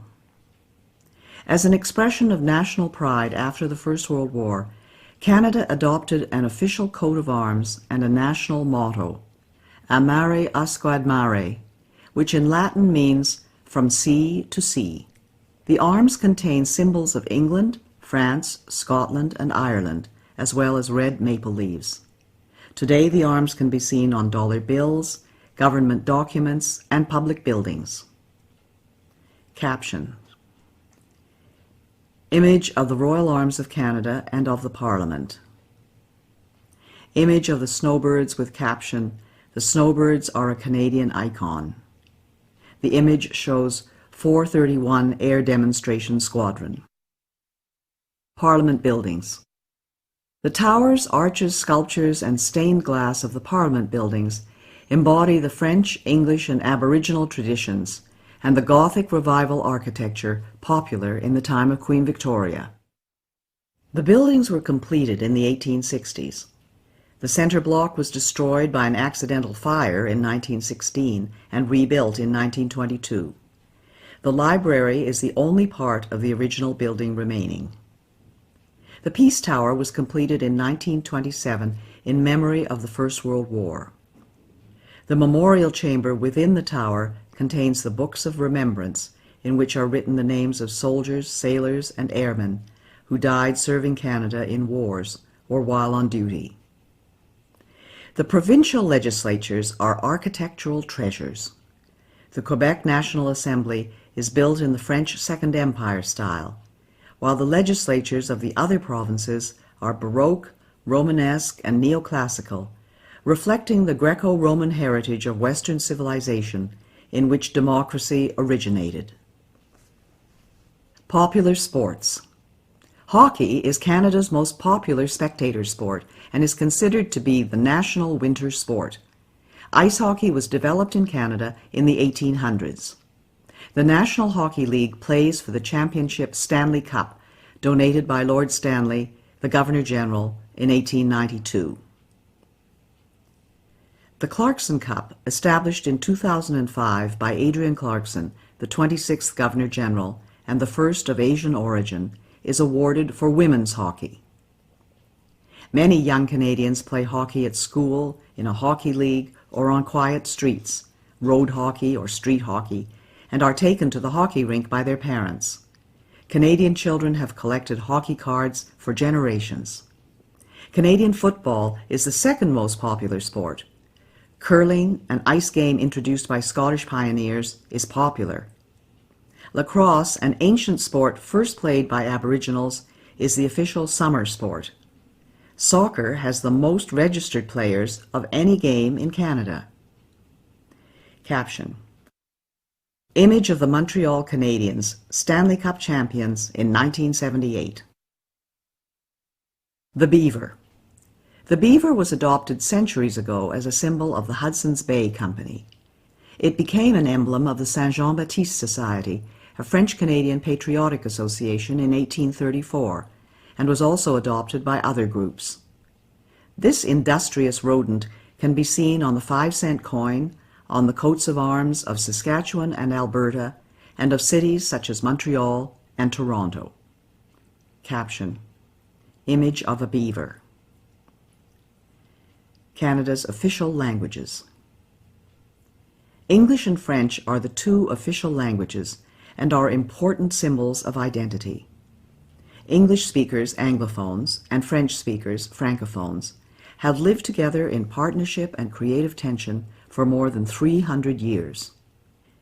You must have adequate knowledge of English or French to become a Canadian citizen. Adult applicants 55 years of age and over are exempted from this requirement. Parliament passed the Official Languages Act in 1969. It has three main objectives: establish equality between French and English in Parliament, the Government of Canada, and institutions subject to the Act; maintain and develop official language minority communities in Canada; and promote equality of French and English in Canadian society. Caption: Image of the Royal Canadian Mounted Police in Ottawa. National Anthem. O Canada was proclaimed as the national anthem in 1980. It was first sung in Quebec City in 1880. French and English Canadians sing different words to the national anthem. O Canada, our home and native land, true patriot love in all thy sons command. With glowing hearts we see thee rise, the true north strong and free. From far and wide, O Canada, we stand on guard for thee. God keep our land, glorious and free. O Canada, we stand on guard for thee. O Canada, we stand on guard for thee. Ô Canada, terre de nos aïeux, ton front est ceint de fleurons glorieux, car ton bras sait porter l'épée, il sait porter la croix. Ton histoire est une épopée des plus brillants exploits, et ta valeur, de foi trompée, protégera nos foyers et nos droits, protégera nos foyers et nos droits. Royal Anthem. The Royal Anthem of Canada, God Save the Queen, or King, can be played or sung on any occasion when Canadians wish to honor the Sovereign. God Save the Queen. God save our gracious Queen, long live our noble Queen. God save the Queen. Send her victorious, happy and glorious, long to reign over us. God save the Queen. Dieu protège la reine. Dieu protège la reine de sa main souveraine. Vive la reine, qu'un règne glorieux, long et victorieux, ronde son peuple heureux. Vive la reine. The Order of Canada and other honors. All countries have ways to recognize outstanding citizens. Official awards are called honors, consisting of orders, decorations, and medals. After using British honors for many years, Canada started its own honors system with the Order of Canada in 1967, the centennial of Confederation. If you know of fellow citizens who you think are worthy of recognition, you are welcome to nominate them. Information on nominations for many of these honors can be found at www.gg.ca/document.aspx?ID = 70 $LAN = ENG. Caption. Image of Oscar Peterson with caption. Jazz pianist Oscar Peterson receives the Order of Canada from Roland Michener, the 20th Governor-General, in 1973. In the center are Nora Michener and a portrait of Vincent Massey, the 18th Governor-General. The Victoria Cross. The Victoria Cross, VC, is the highest honor available to Canadians and is awarded for the most conspicuous bravery, a daring or preeminent act of valor or self-sacrifice, or extreme devotion to duty in the presence of the enemy. The VC has been awarded to 96 Canadians since 1854. 6 recipients are included below with their images. Then Lieutenant Alexander Roberts Dunn, born in present-day Toronto, served in the British Army in the charge of the Light Brigade at Balaclava, 1854, in the Crimean War, and was the first Canadian to be awarded the Victoria Cross. Able seaman William Hall of Horton, Nova Scotia, whose parents were American slaves, was the first black man to be awarded the V.C. for his role in the Siege of Lucknow during the Indian Rebellion of 1857. Corporal Philip Konowal, born in Ukraine, showed exceptional courage in the Battle of Hill 70 in 1917 and became the first member of the Canadian Corps not born in the British Empire to be awarded the V.C. Flying ace Captain Billy Bishop, born in Owen Sound, Ontario, earned the V.C. in the Royal Flying Corps during the First World War and was later an honorary Air Marshal of the Royal Canadian Air Force.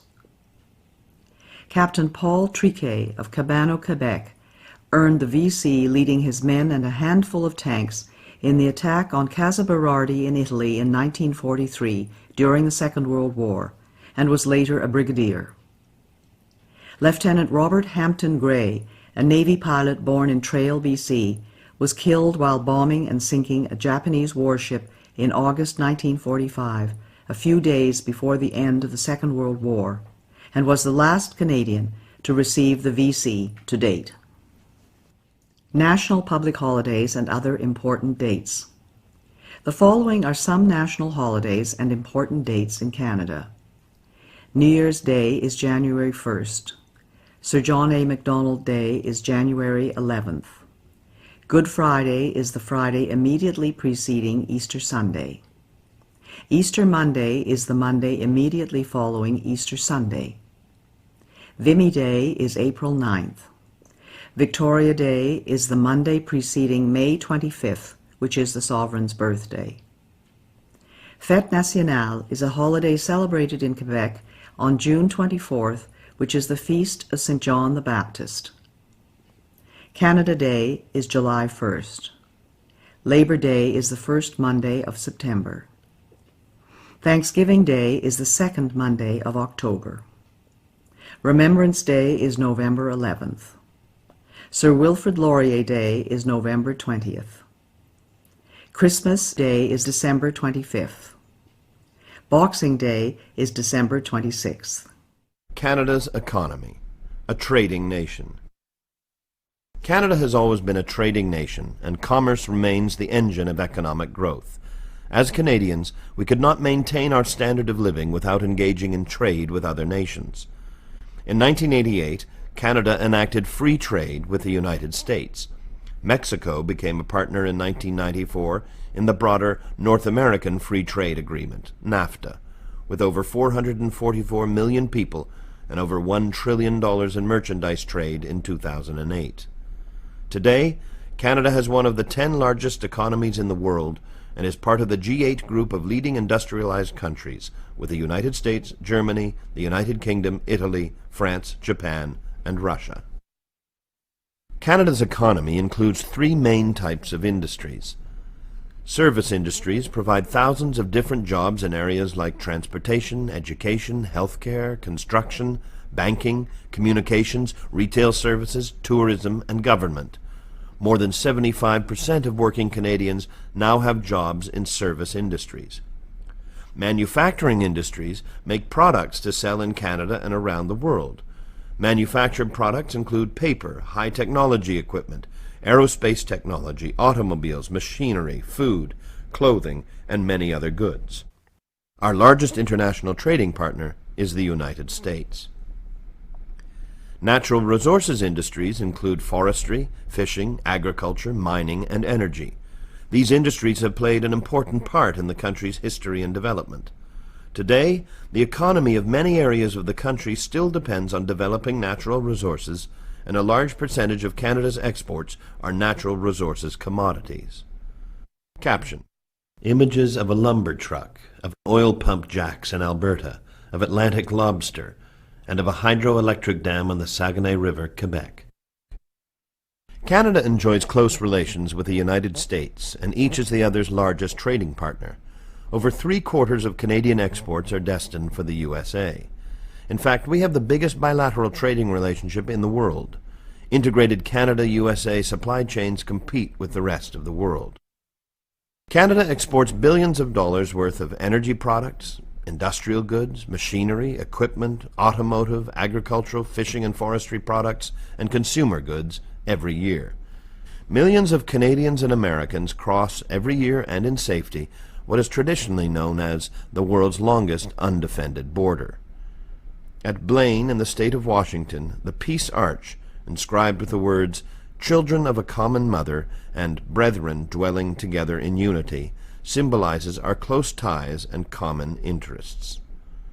Caption: Images of a car assembly plant in Oakville, Ontario, of the Port of Vancouver, of a research laboratory, of RIM's BlackBerry device, and of ice wine grapes in the Niagara region in Ontario.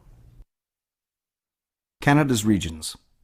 Canada is the second largest country on Earth, with 10 million square kilometers. 3 oceans line Canada's frontiers: the Pacific Ocean in the west, the Atlantic Ocean in the east, and the Arctic Ocean to the north.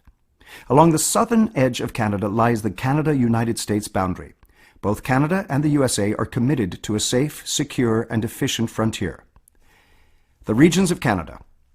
Canada includes many different geographical areas and 5 distinct regions, which are the Atlantic Provinces, Central Canada, the Prairie Provinces, the West Coast, and the Northern Territories. The national capital. Ottawa, located on the Ottawa River, was chosen as the capital in 1857 by Queen Victoria, the great-great-grandmother of Queen Elizabeth II. Today, it is Canada's 4th largest metropolitan area. The National Capital Region, 4,700 square kilometers surrounding Ottawa, preserves and enhances the area's built heritage and natural environment. Caption: Image of the Ottawa's Rideau Canal with caption, "Ottawa's Rideau Canal, once a military waterway, is now a tourist attraction and winter skateway." Provinces and territories. Canada has 10 provinces and 3 territories. Each province and territory has its own capital city. You should know the capital of your province or territory as well as that of Canada. Population. Canada has a population of about 34 million people.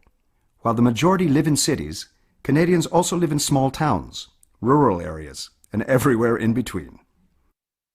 Caption: Images of the Banff National Park in Alberta and of Peggy's Cove Harbour in Nova Scotia. The following list identifies the capital cities in each province and territory. In the Atlantic provinces, St. John's is the capital of Newfoundland and Labrador. Charlottetown is the capital of Prince Edward Island. Halifax is the capital of Nova Scotia, and Fredericton is the capital of New Brunswick.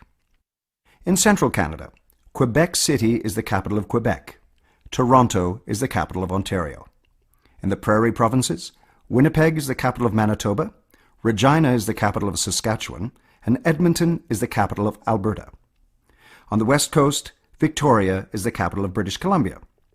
In the Northern Territories, Iqaluit is the capital of Nunavut.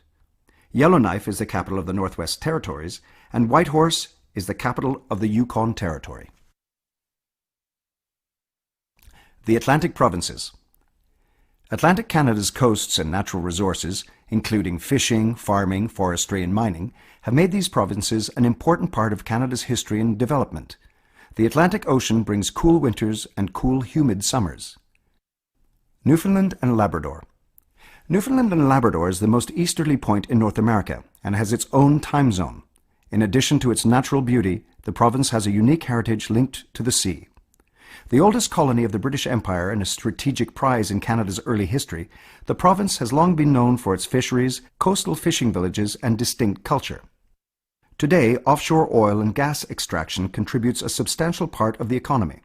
Labrador also has immense hydroelectric resources. Prince Edward Island. Prince Edward Island, PEI, is the smallest province, known for its beaches, red soil, and agriculture, especially potatoes. PEI is the birthplace of Confederation, connected to mainland Canada by one of the longest continuous multi-span bridges in the world, the Confederation Bridge. Anne of Green Gables, set in PEI by Lucy Maud Montgomery, is a much-loved story about the adventures of a little red-headed orphan girl. Nova Scotia.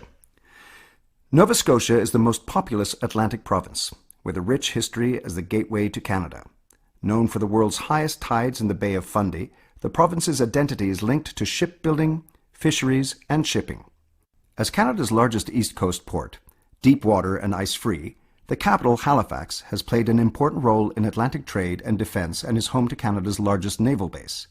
Nova Scotia has a long history of coal mining, forestry, and agriculture.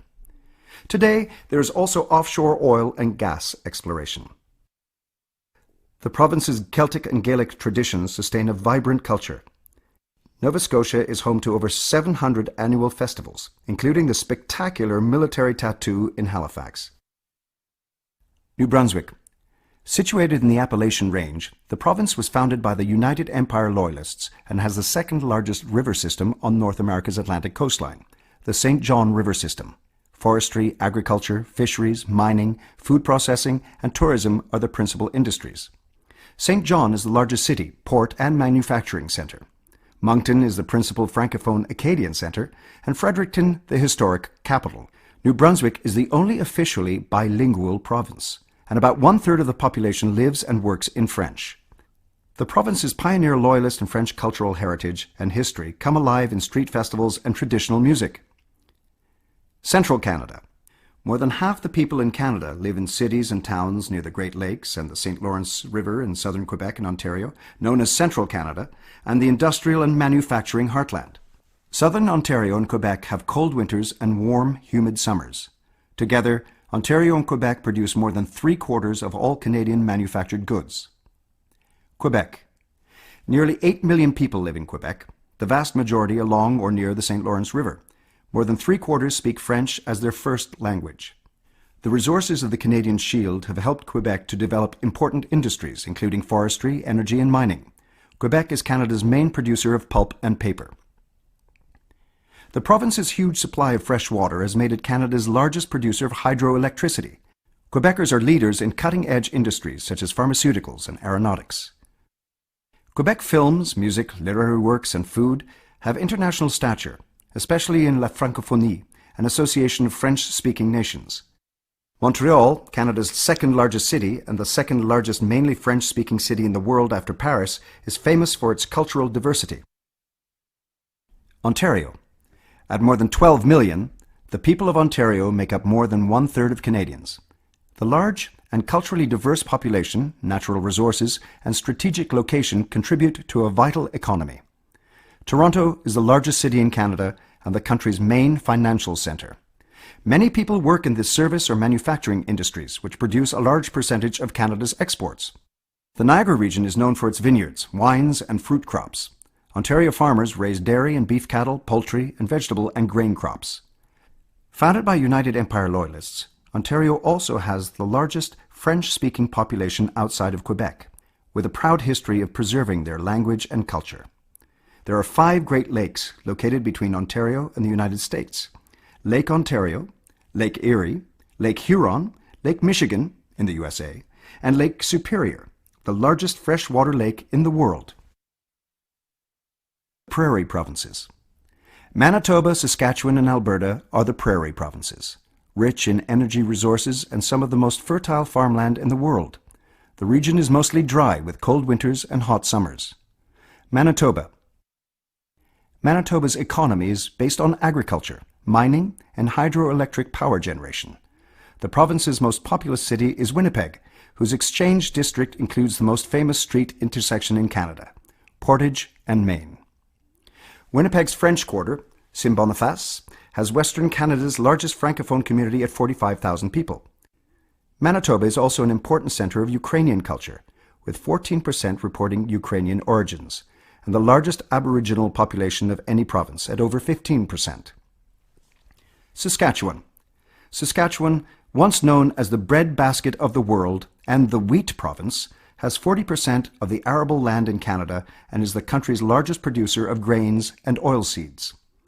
It also boasts the world's richest deposits of uranium and potash used in fertilizer and produces oil and natural gas. Regina, the capital, is home to the Training Academy of the Royal Canadian Mounted Police.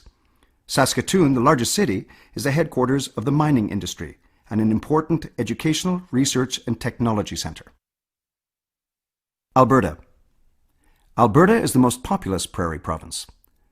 The province and the world-famous Lake Louise in the Rocky Mountains were both named after Princess Louise Caroline Alberta, fourth daughter of Queen Victoria. Alberta has 5 national parks, including Banff National Park, established in 1885. The rugged Badlands house some of the world's richest deposits of prehistoric fossils and dinosaur finds. Alberta is the largest producer of oil and gas, and the oil sands in the north are being developed as a major energy source. Alberta is also renowned for agriculture, especially for the vast cattle ranches that make Canada one of the world's major beef producers. The West Coast. British Columbia is known for its majestic mountains and as Canada's Pacific Gateway. The Port of Vancouver, Canada's largest and busiest, handles billions of dollars in goods traded around the world. Warm air streams from the Pacific Ocean gives the BC coast a temperate climate. British Columbia. British Columbia, or BC, on the Pacific coast, is Canada's westernmost province, with a population of 4 million. The Port of Vancouver is our gateway to the Asia-Pacific. About 1/2 of all the goods produced in BC are forestry products, including lumber, newsprint, and pulp and paper products, the most valuable forestry industry in Canada. BC is also known for mining, fishing, and the fruit orchards and wine industry of the Okanagan Valley. BC has the most extensive park system in Canada, with approximately 600 provincial parks. The province's large Asian communities have made Chinese and Punjabi the most spoken languages in the cities after English. The capital, Victoria, is a tourist centre and headquarters of the Navy's Pacific Fleet. The Northern Territories. The Northwest Territories, Nunavut, and Yukon contain 1/3 of Canada's landmass but have a population of only 100,000 people. There are gold, lead, copper, diamond, and zinc mines. Oil and gas deposits are being developed. The North is often referred to as the land of the midnight sun, because at the height of summer, daylight can last up to 24 hours. In the winter, the sun disappears, and darkness sets in for 3 months. The Northern Territories have long, cold winters and short, cool summers. Much of the North is made up of tundra, the vast rocky Arctic plain. Because of the cold Arctic climate, there are no trees on the tundra and the soil is permanently frozen. Some continue to earn a living by hunting, fishing, and trapping. Inuit art is sold throughout Canada and around the world. Yukon. Thousands of miners came to the Yukon during the gold rush of the 1890s.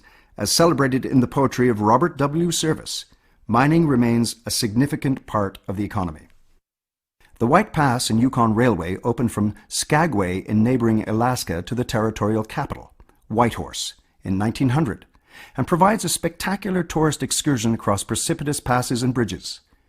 Yukon holds the record for the coldest temperature ever recorded in Canada, minus 63 degrees Celsius. Caption. Images of Mount Logan and Sir William Logan with caption. Mount Logan, located in the Yukon, is the highest mountain in Canada. It is named in honor of Sir William Logan, a world-famous geologist, born in Montreal in 1798 to Scottish immigrant parents. Logan founded and directed the Geological Survey of Canada from 1842 to 1869 and is considered one of Canada's greatest scientists. Northwest Territories. The Northwest Territories, NWT, were originally made up in 1870 from Rupert's Land and the Northwestern Territory. The capital, Yellowknife, with a population of 20,000, is called the Diamond Capital of North America. More than half the population is Aboriginal, Dene, Inuit, and Métis. The Mackenzie River, at 4,200 kilometers, is the second longest river system in North America after the Mississippi, and drains an area of 1.8 million square kilometers.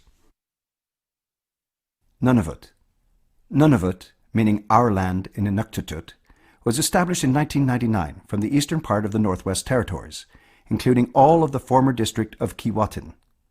The capital is Iqaluit, formerly Frobisher Bay, named after the English explorer Martin Frobisher, who penetrated the uncharted Arctic for Queen Elizabeth I in 1576.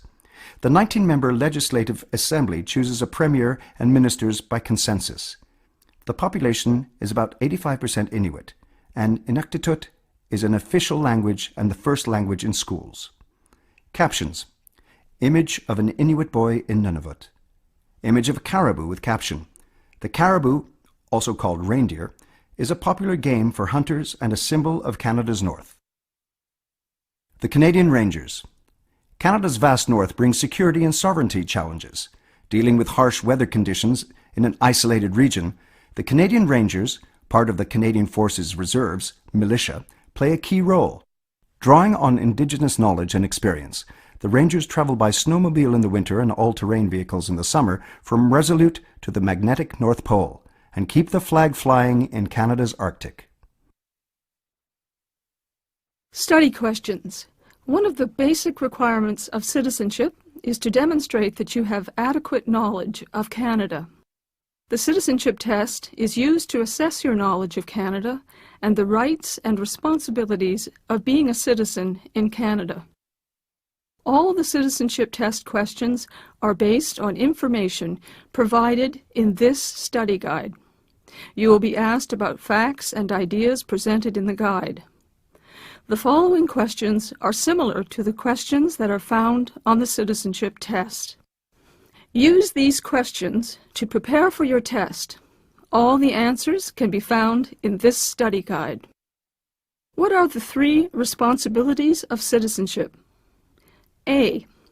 Being loyal to Canada, recycling newspapers, serving in the Navy, Army, or Air Force. B.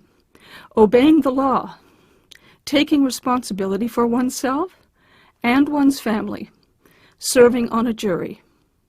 C. Learning both official languages, voting in elections, belonging to a union. D. Buying Canadian products, owning your own business, using less water. The correct answer is B. Obeying the law, taking responsibility for oneself and one's family, serving on a jury. What is the meaning of the Remembrance Day poppy? A. To remember our sovereign, Queen Elizabeth II. B. To celebrate Confederation. C. To honor prime ministers who have died. D. To remember the sacrifice of Canadians who have served or died in wars up to the present day. The correct answer is D. To remember the sacrifice of Canadians who have served or died in wars up to the present day. 3. How are members of Parliament chosen? A. They are appointed by the United Nations. B. They are chosen by the provincial premiers. C. They are elected by voters in their local constituency or riding. D. They are elected by landowners and police chiefs. The correct answer is C. They are elected by voters in their local constituency or riding. Other study questions. The following are some other study questions that you can use to prepare for the citizenship test. Name 2 key documents that contain our rights and freedoms. Identify 4 rights that Canadians enjoy. Name 4 fundamental freedoms that Canadians enjoy. What is meant by the equality of women and men? What are some examples of taking responsibility for yourself and your family? Who were the founding peoples of Canada? Who are the Métis? What does the word Inuit mean? What is meant by the term responsible government? Who was Sir Louis Hippolyte Lafontaine? What did the Canadian Pacific Railway symbolize? What does Confederation mean? What is the significance of the discovery of insulin by Sir Frederick Banting and Charles Best? What does it mean to say that Canada is a constitutional monarchy? What are the 3 branches of government? What is the difference between the role of the Queen and that of the Prime Minister? What is the highest honor that Canadians can receive?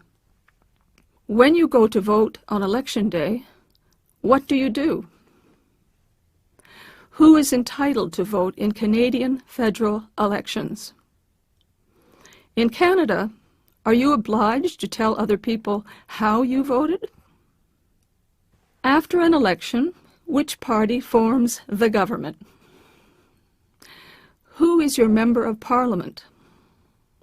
What are the 3 levels of government? What is the role of the courts in Canada? In Canada, are you allowed to question the police about their service or conduct? Name 2 Canadian symbols. What provinces are referred to as the Atlantic provinces? What is the capital of the province or territory that you live in? For more information about Canadian citizenship, you can obtain citizenship application information and take advantage of the many resources that are available by telephone. For all areas within Canada, the toll-free call center number is 1-888-242-2100.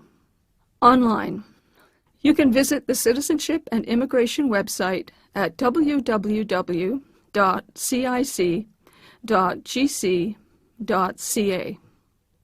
Discover Canada can be downloaded from this website. Citizenship classes. To obtain more information about citizenship classes, contact schools and colleges in your area. Go to your local library or community center. Contact local settlement agencies or ethnocultural associations. For more information about Canada, ask a librarian to help you find books and videos about Canada. You could begin by asking for these books. The Canada Yearbook, published by Statistics Canada. Canada, a Portrait, published by Statistics Canada. How Canadians Govern Themselves, by Eugene Forsey. It can be found online at the Library of Parliament at www.parl.gc.ca.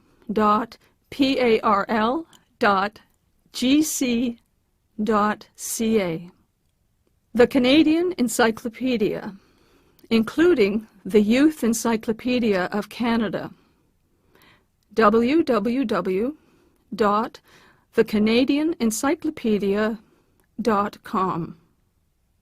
The Story of Canada, written by Janet Lunn and Christopher Moore, published by Leicester Publishing Limited. Symbols of Canada, published by Canadian Heritage. A Crown of Maples, published by Canadian Heritage. Canada, A People's History, Canadian Broadcasting Corporation. Canada's History, published by Canada's National History Society. Kayak, Canada's history magazine for kids, published by Canada's National History Society.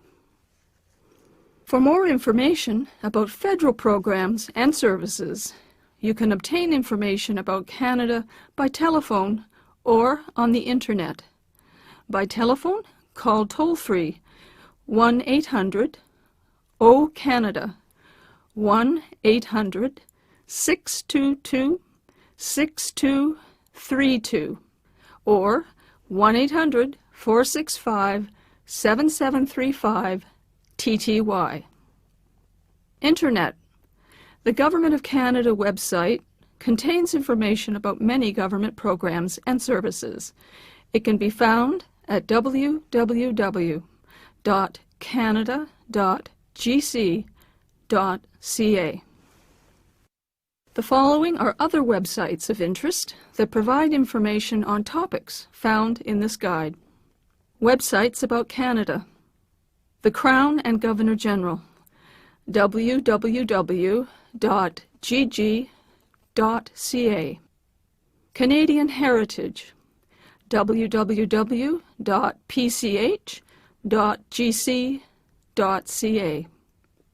Atlas of Canada, http:// atlas.nrcan.gc.ca/index.html.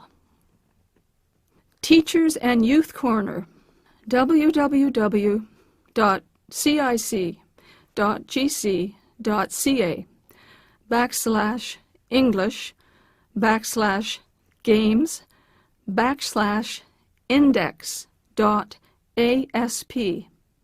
Parks Canada, www.parkscanada.gc.ca. Institute for Canadian Citizenship, www.icc-icc.ca.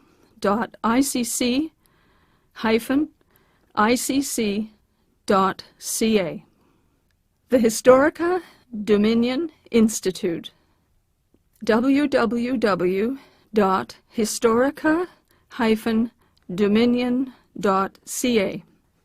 The Canadian Experience, a civic literacy project for the new mainstream, www.cdnexperience.ca. Websites about Canadian history: Canadian Confederation, www.collectionscanada.gc.ca/index-e.html. Confederation for Kids, www.confederation-kids-index-e.html. First Among Equals, the Prime Minister in Canadian Life and Politics, www.collectionscanada.gc.ca/Prime Ministers. Virtual Museum of Canada, www.virtualmuseum.ca. Canadian War Museum, www.warmuseum.ca. Canadian Black History, www.cic.gc.ca/English/Games/Main.asp. Websites about military history and remembrance. A Day of Remembrance, www.vac-content//other/dayremembrance.pdf. Heroes and Poppies, An Introduction to Remembrance, available in hard copy version only.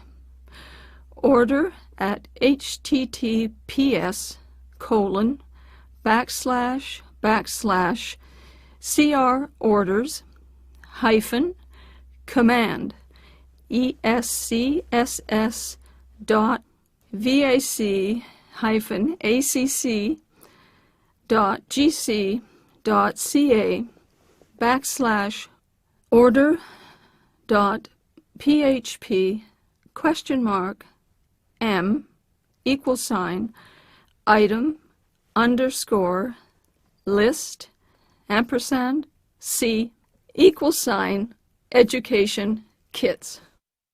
Canada Remembers, www.vac-acc.gc.ca/Canada remembers /sub.cfm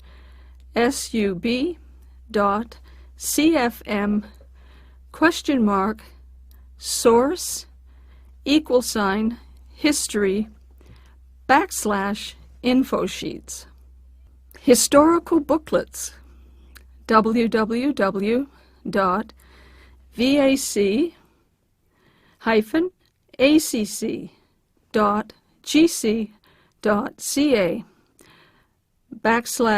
/remembers /sub.cfm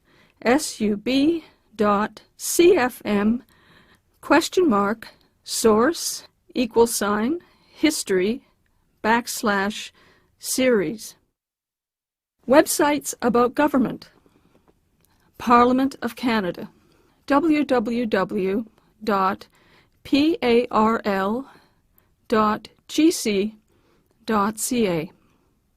I can vote, www.elections.ca /content_youth.asp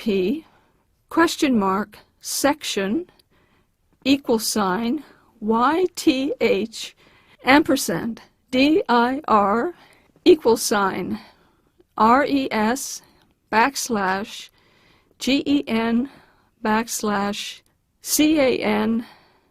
CAN document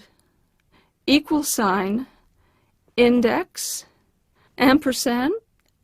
LANG E text only false. Canada's system of justice, www.justice.gc.ca /ENG DEPT -MIN /PUB /JUST. Websites about geography. Geography quizzes. http://atlas.nrcan.gc.ca /site/English /learning resources /quizzes /index.html. Websites about creating a greener Canada. Sustainable development. www.pc.gc.ca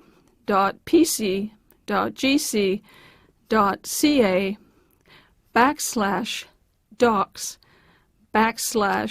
/pc /strat /sdd SDS 2007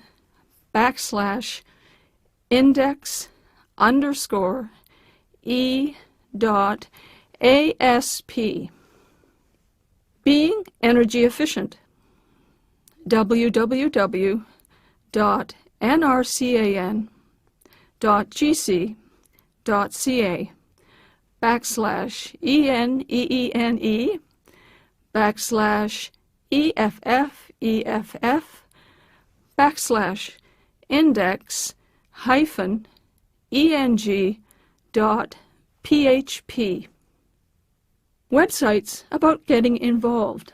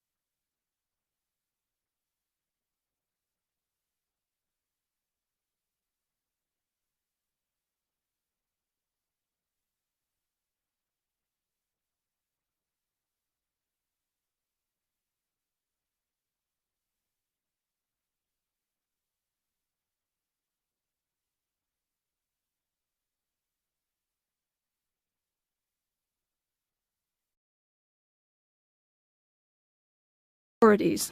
The following are the legal authorities under which Canada's citizenship program is administered. Section 5 of the Citizenship Act. Section 5 grants citizenship to any person who has an attribute of Canada and the responsibilities and privileges of citizenship.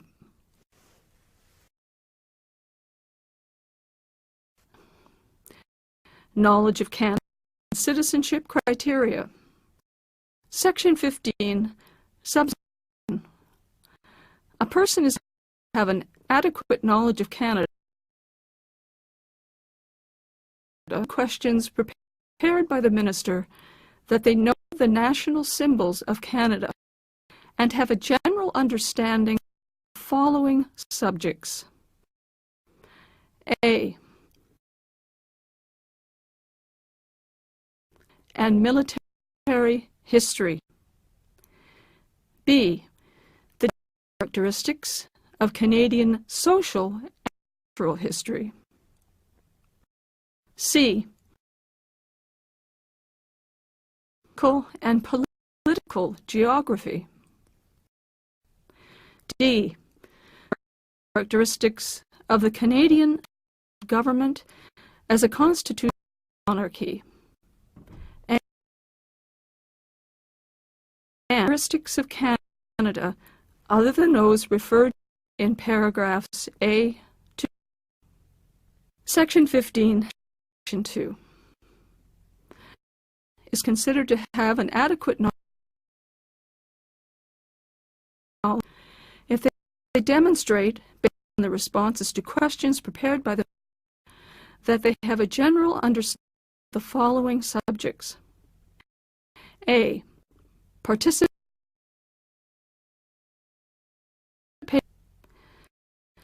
B. Participation in Canadian society, including volunteerism, the environment, and the protection of heritage. C. Respect for the rights, freedoms, and obligations set out in the laws of Canada. And D. Of citizenship other than those referred to in paragraphs A. Memorable quotes. For Canada, I want to remain the granite, the oak, and great among the nations of the world. Minister of Canada, 1896. Canadian, free to speak way, free to I think right, or free to choose to govern my country, to uphold for myself and all mankind. Minister of Canada, 1st, 1963. These quotes do not need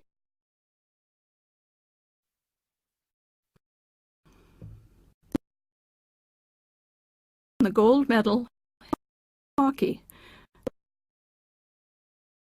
Olympics in